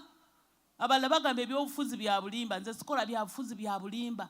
Ndoza Katonda yakiraba ne bampa n'obwa kanoni. Sikola sisuubiza kye sigenda kukola. Nkugamba nti ekyo sijja kikola. Ate siwalana. siwalana. N'olwekyo mbasaba baana baffe abaakola ensobi ne mubuzaabuzibwa mukomeewo eka tukole emirimu. PDM muzifunye muli mu bifo mufuna ssente naye ate mukuba gavumenti. Can you imagine okutema ettabi kw'otudde? Can you imagine? Si musango. Bagamba omubereberi aliba omuvannyuma gwe bw'obanga obaddeeyo mu bimyufu n'obyeyambula tomanya nga abantu tubakunga nga bakuwagira mu kifo kyo. Badde sigenda kwogera byabufuzi naye ne wabeerawo abantakulamu katono eyasoose yagambye nti sidda mu byabufuzi ne nga nze tongoba mwendi nnyo okubawabulamu abato abajja naye n'ogenda mu maaso okukola emirimu gya pulezidenti gy'anaabantumye naye ndi chairman wa NRM. That is politics. Naye n'abalala be bataparedi nze nga bagenda kwesimbawo ku kifo ky'omubaka omukyala nga ba NRM tetwaboogeddeko nga Kaaya bwe yayogedde ku babe abannuupu. Mwenna abaagala okwesimba ku bifo nga muli wano ku kaadi ya NRM mudduke emisinde mujje wano musana tubalabe.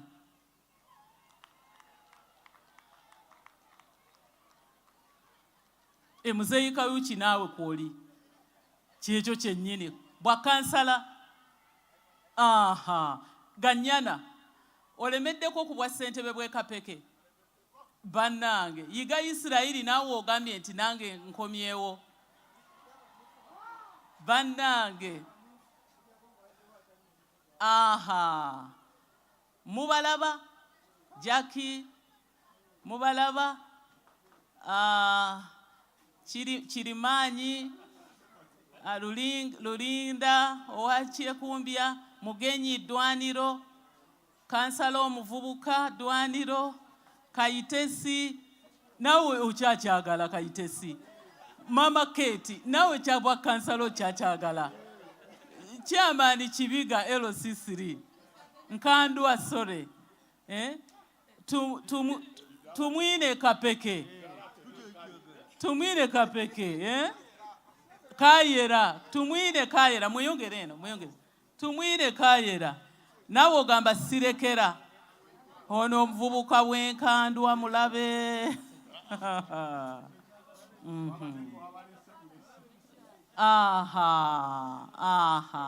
Nze nga ssentebe wa NRM kati bwe sanjula bano eri abantu mmwe bano abantu bano 99 ku 100 mbamanyi bonna 99 ku 100 mbamanyi bonna. Kaakati ate Agnes kifo ki bannange wangi Chatawuni Council bannange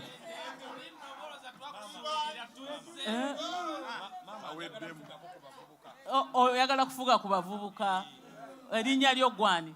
Yenze kitya Caustic Seruyang Jackson Sisters Aaron Sebyang Gadimba Jabbar Nasari Justin Mwetegeze Fred Nabikolo Esther Andiama Prince. Kakati abantu bakandidate bange bano yakwesanganga babiri bali ku kifo kimu oba basatu bali ku kifo kimu naye nga bajja kusooka kugenda mu kamyufu. Nsaba nga muli mu kamyufu muleme kuyombagana.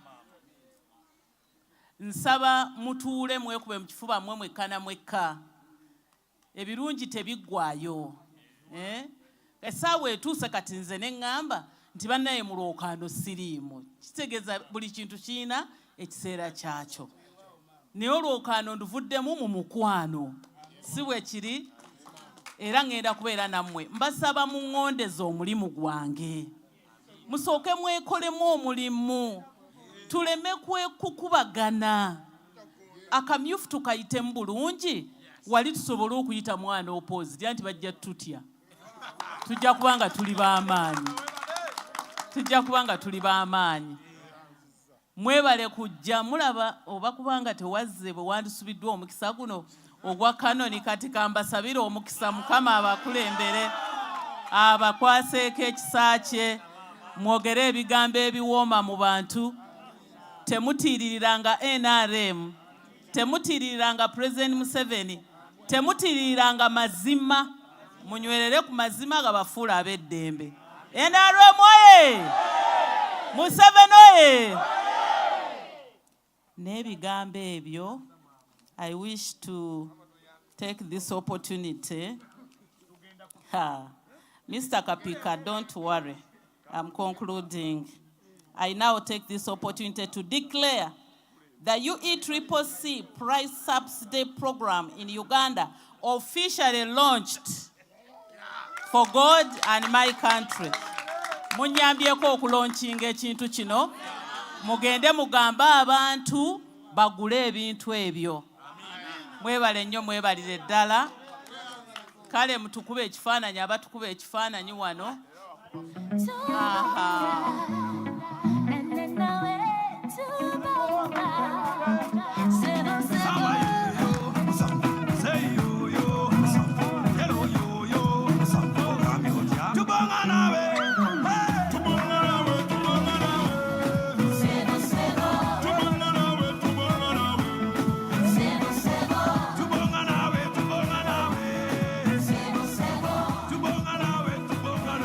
I'm now going to cut the ribbon, Mr. Baguma. I don't know, do I do it alone? The Vice Chair, World Bank representative, and who else? You can call your people whom you think can join me to cut the ribbon. The board members, you've traveled very far to come to Kiboga, but also my RDCs who have turned up from different districts cannot go without taking a picture with me. I love you so much. The cow, ngamwabo mulimu ne muwala wange, nakalungi. I would love to take a picture with the cows who are here, who have visited us. Okay, tusigazaayo akantu kamu kokka okugaba ebirabo bino, tulye ekyemisana, tugule ebintu.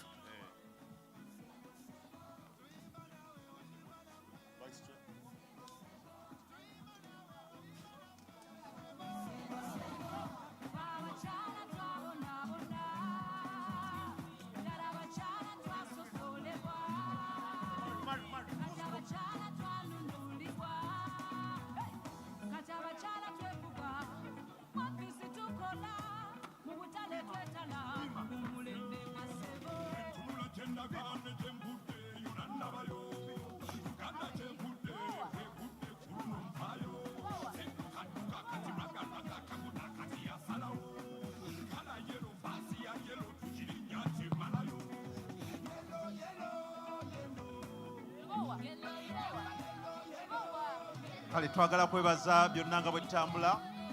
Kiseera kya Minister wa Energy ne Mineral Development okusala katepu.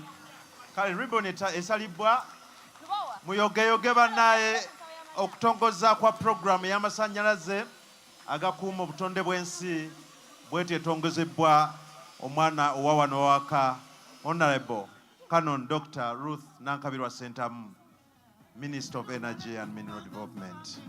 Kale tumuwe mbugalo Minister afono bannaye omulimu agukoze. Kale kigenze ku record nti wano Kiboga bwetyo enteekateeka zonna ez'okutongoza bwe ziyimiridde. Mwebale nnyo abazze mwenna. Programu ekyatambula ng'egenda mu maaso. Ate mulaba Minisita omukolo agutaddeko ebyokulya ebyokunywa kakati byonna tugenda kukola enteekateeka. N'ebifaananyi Minisita byatutegeezezza nabyo tugenda bikola ekyo nga kiwedde. Kakati okulya nga kuwedde awo tujja kgenda ate mu tents zaffe ez'enjawulo, stalls, emidaala tulamuze, tuguze, tulabeko, batunnyonnyole n'ebintu ebifaananako bwe bityo. Aba Blood Bank Nakasero wali eri waggulu batukunga okugenda waggulu ate okwongera okuwaayo omusaayi. Buli wowaayo omusaayi ate n'ekirabo nga bakikuwa. So nga ate tulina Kiboga Hospital naye ku first aid oba okukebera ku bulamu bwaffe tenti ediridde ya Nakasero Blood Bank. Bannaye ekiseera kirungi nnyo tulaba bakama baffe nga bassa emikono ku ekiwandiiko ekiraga Price Subsidy for Clean Energy. Njagala kubajjukisa olunaku olw'enkya tulina belated independence celebrations wali eri kapeke kale kapeke ekirinda. N'olwekyo Honorable Ganyana Julius ssentebe wa Kapeke sub-counter atukunga ffenna wamu ne RDC naye batukunga ffenna nga bwe tubadde wano ate n'enkya tubeereyo mu bungi. Kawaffe ajja kubeerayo minisita ye mugenyi omukulu maama era nga ye muze n'enkya mujje mumugirize bwe muti kubanga ebbugumu naye aliwulira nti ali waka abugirizibwa ekimala. N'olwekyo enkya nga tujaguza wali eri ekirinda tubayise bannaye nga tujaguza independence yaffe obudde buyiseeko naye enteekateeka bwe yali nga twagala tubeere ffenna wamu abangi.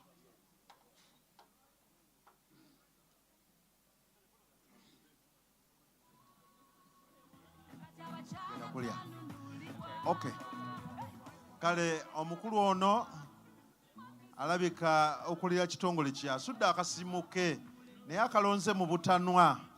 Osobola okaleeta wano ewa MC ku tenti eno ate omusajja naye ayongera okunyumirwa omukolo gwe. Akasimu kalimu ensonga ze nnyingi. Kizza nja muyita asembere kumpi bino byonna nga biwedde ajja tunnyonnyola engeri gye tugenda okufuna ekyokulya. Naye twagala kwebaza bakamu baffe bano abassa emikono ate ku nteekateeka eno Price Subsidy Program for Clean Energy Technologies Results-Based Financing Facility. Kale tweyagala bonna we tuli kakati okwogera kumpi tukumaliriza tugenda mu bifaananyi we tuva mu bifaananyi ate tugende tulye emmere tunywe ebyo nga biwedde tugule ebintu nga bwe twagala. Kale minisita watu wayimiridde ne ttiimu evudde mu bifo ebyenjawulo naye ate okusingira ddala ndabamu RDC waffe ndabamu abakungu ab'enjawulo bafuna ekifaananyi ne minisita ekigenda mu bwino nga history nti ekifaananyi eky'omukolo bwe kityo bwe kifaananye. Tuyanziza nnyo minisita okutuwa akadde kano n'omukisa guno naffe okubeerawo mu kifaananyi ekyo. History awandiikibbwa ku lunaku olw'okutongoza luno amasannyalaze agakuuma era ganyweza obutonde bw'ensi. Mu ngeri y'emu ndaba abakungu ab'enjawulo bakawo ab'enjawulo bali ne minisita mu kifaananyi. Sira kirungi minisita tweyanziza abakungu mwenna batambudde okuva mu bifo ebyenjawulo okujja wano okutwegattako mu kutongoza. History awandiikibbwa eno Kiboga District Honorable Nankabirwa Dr. Wazalibwa Minister of Energy and Mineral Development. N'olwekyo history bwatu bwayimiridde. Tweyanziza. I think we are done with the photo op. Are we done? All right. Okay. Honorable Minister, Mr. Baguma, Dr. KK, Mr. Ward, and Professor Robbie, I'll ask you to remain behind. The rest of the team can leave us. Ladies and gentlemen, Minister, ne UCCC bagenda kugabayo some giveaways kulwa community social responsibility. Era nga balonzeyo abantu betulowooza nti bagwanidde abalina okufuna ebirabo bino. Era mpuliddeko nti abasinga bakyali mu audience kubanga era madde mulinda moment eno okusobola okufuna ebirabo bino. Ebifaananyi ebirala ebiraddako nga tumaliriza tujja bikubira ku photoboard eri wali wansi mutukkirize tujjewo kino ekiro kuba tumanyi abantu abasinga mwetaaga okufuna ku mazzi nufuna ku kyokulya tukikole mangu kiggwe. Bwe nsoma erinnya lyo mangu jangu ku stage Nakalanzi Betty Grace, Nakalanzi jangu maaso, Kawaisawa Waswa Wilson from Dwaniro, Viola Musisi okuva Amata, Nume Godfrey historical, Bullet David okuva Kapeke, Namvubya Esteri, Simbwa Edward, Mutesa Sira Henry, Nassali Justin, Sevuma Salongo, Nebukirwa Madina. Woba olidde erinnya lyo tambula misinde jangu mu maaso tusobole okulokola obudde tusobole okudda ku programu eddako.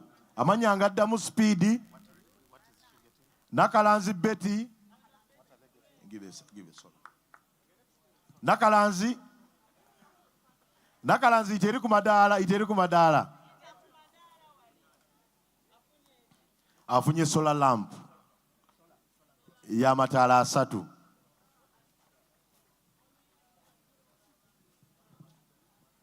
Kawaisa waswa tulinye ku stage mangu.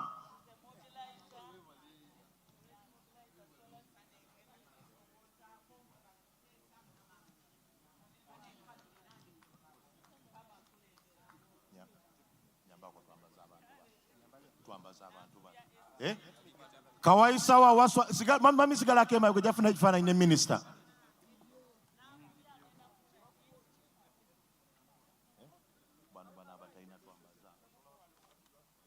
Viola Musisi Nume kasofe ndatuli wano Bule. Kawaisa wa waswa Wilson afuna ka gas.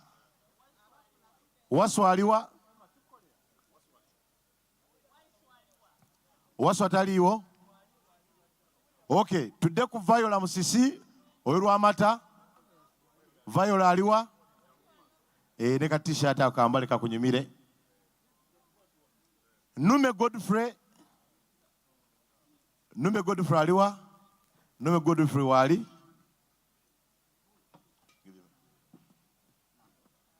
Mwami Nume neba mukwase sola.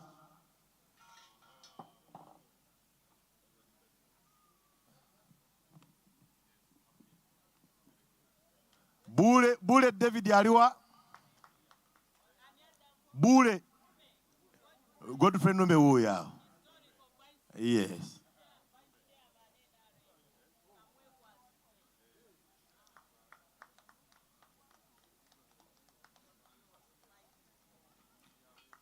Mwami Bule Daudi Bule David. Bule David afuna ka gas.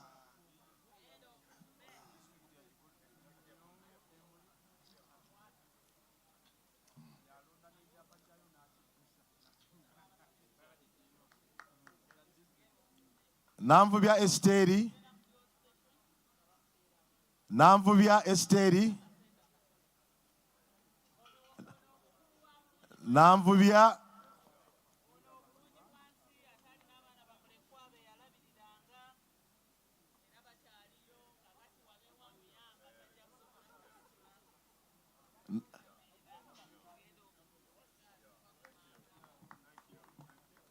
Simbwa Edward.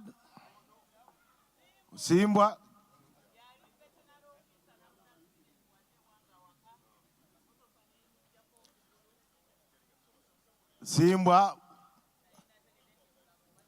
Jaja sigala ku stage jafuna akafananyi. Mwami Simbwa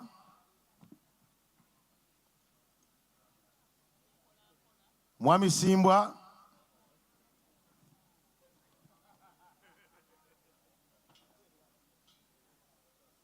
Simbwa tweyanziza.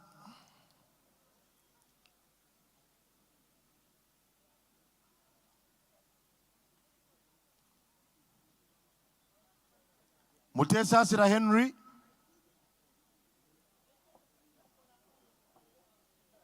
Mwami Mutesasira aliwa.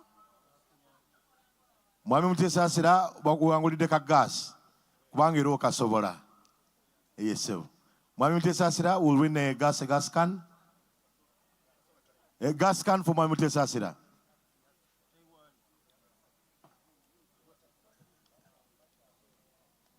That is Mwami Simbwa. Thank you very much.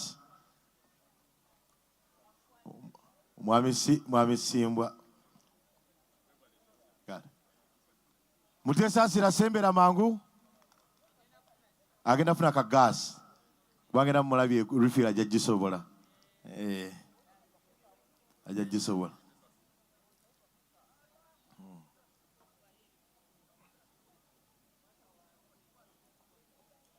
Nasali Justin bakuwa ettaala ya sola. wansi. Nasali Justin afunye ka solar lamp naye. Sebuma Salongo Sebuma gas can.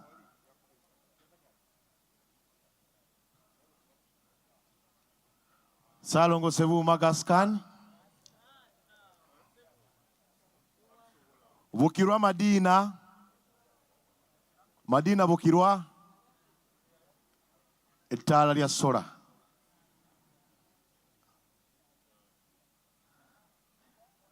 Then asembye abadde Waswa Wilson. Simanyi Waswa bamaze n'atuuka. Waswa kagaskaani kakubeeremu. So wembanga muwedde tujje mu maaso wano n'ebintu bye tuwangudde. Oyo Waswa Wilson is the final person. Yes. Waswa tazze? Receive on behalf. Okay. Okay. Tujje wano mu maaso, tujje wansi wano tufune ekifaananyi ekyo mangu. N'ekintu ky'owangudde.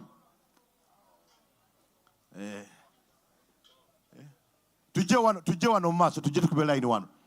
Ekyo nga kiwedde, Honorable Minister ngenda saba ebifaananyi bibiri ku photo booth wali. One photo with the UECCC staff members. UECCC staff members, please make your way to the front. We're going to use the photo booth to take one picture with the minister. And the second photo will be by the MTN Momo team, which will also be taken right at the booth. So those who are supposed to be in the photo op, please move forward very quickly so that we can save time. Thank you very much. Congratulations, mwebala okuwangula. Era tusuubira nti ebintu bino mujja bikozesa bulungi ate byagayise n'abalala babikozese tutaase obutonde nga tukozesa enfumbe y'omulembe n'amataala akozesa amaanyi g'enjuba.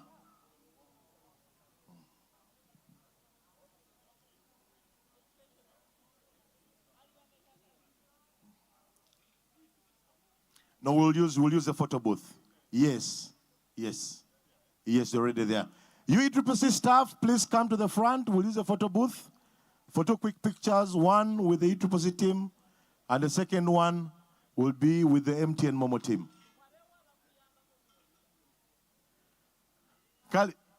Honorable Minister, just a bifaananyi bibiri ku photo booth wali, then wetuva nga tugenda mu kyemisana.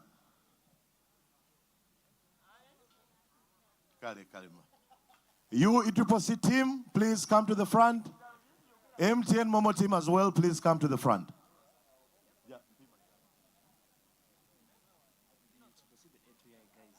Okay. All right, photo op number 1. UECCC team, staff members, as well as the A2AI team, please join because you're also staff members right now. We are working together.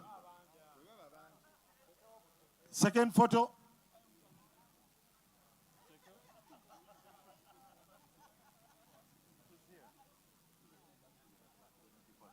UECCC team, wherever you are, please move faster.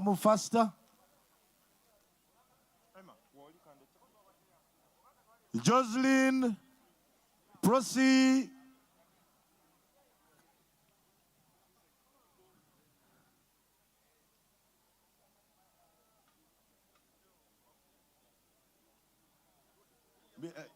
Doctor, you sit here also.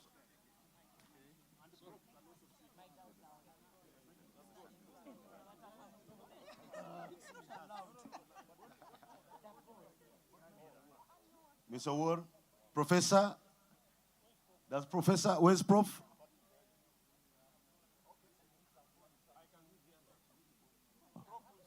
Where? Professor Robia, you're the only one missing.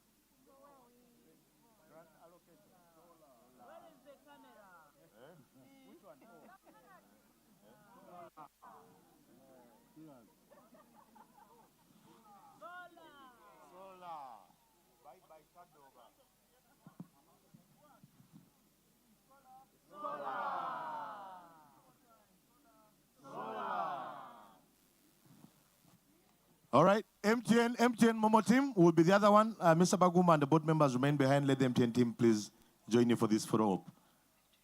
Okay.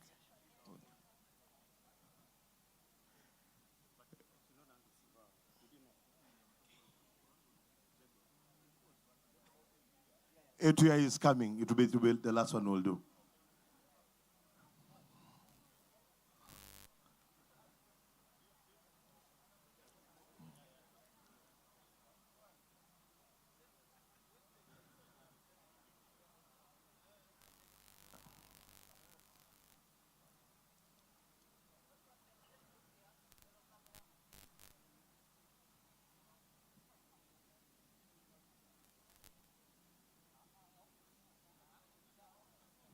Okay, and finally, A2EI team, please.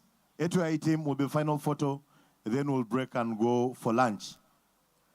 For purposes of maintaining order at the service table, especially for the VIP guests, please, we'll have ushers who are coming to the tables to get you and take you to the service point. Let us give the Honorable Minister and the team the opportunity to serve first, then the rest of us will follow immediately after that. For the rest of the audience, lunch has been organized for you. Nja kusaba Mwami Kiza, Mwami Sebulime, entegeka gye twakoledde abantu baffe, tubekinge sure nti bonna bafuna ku kyokulya nga tebannava wano. All right. Thank you.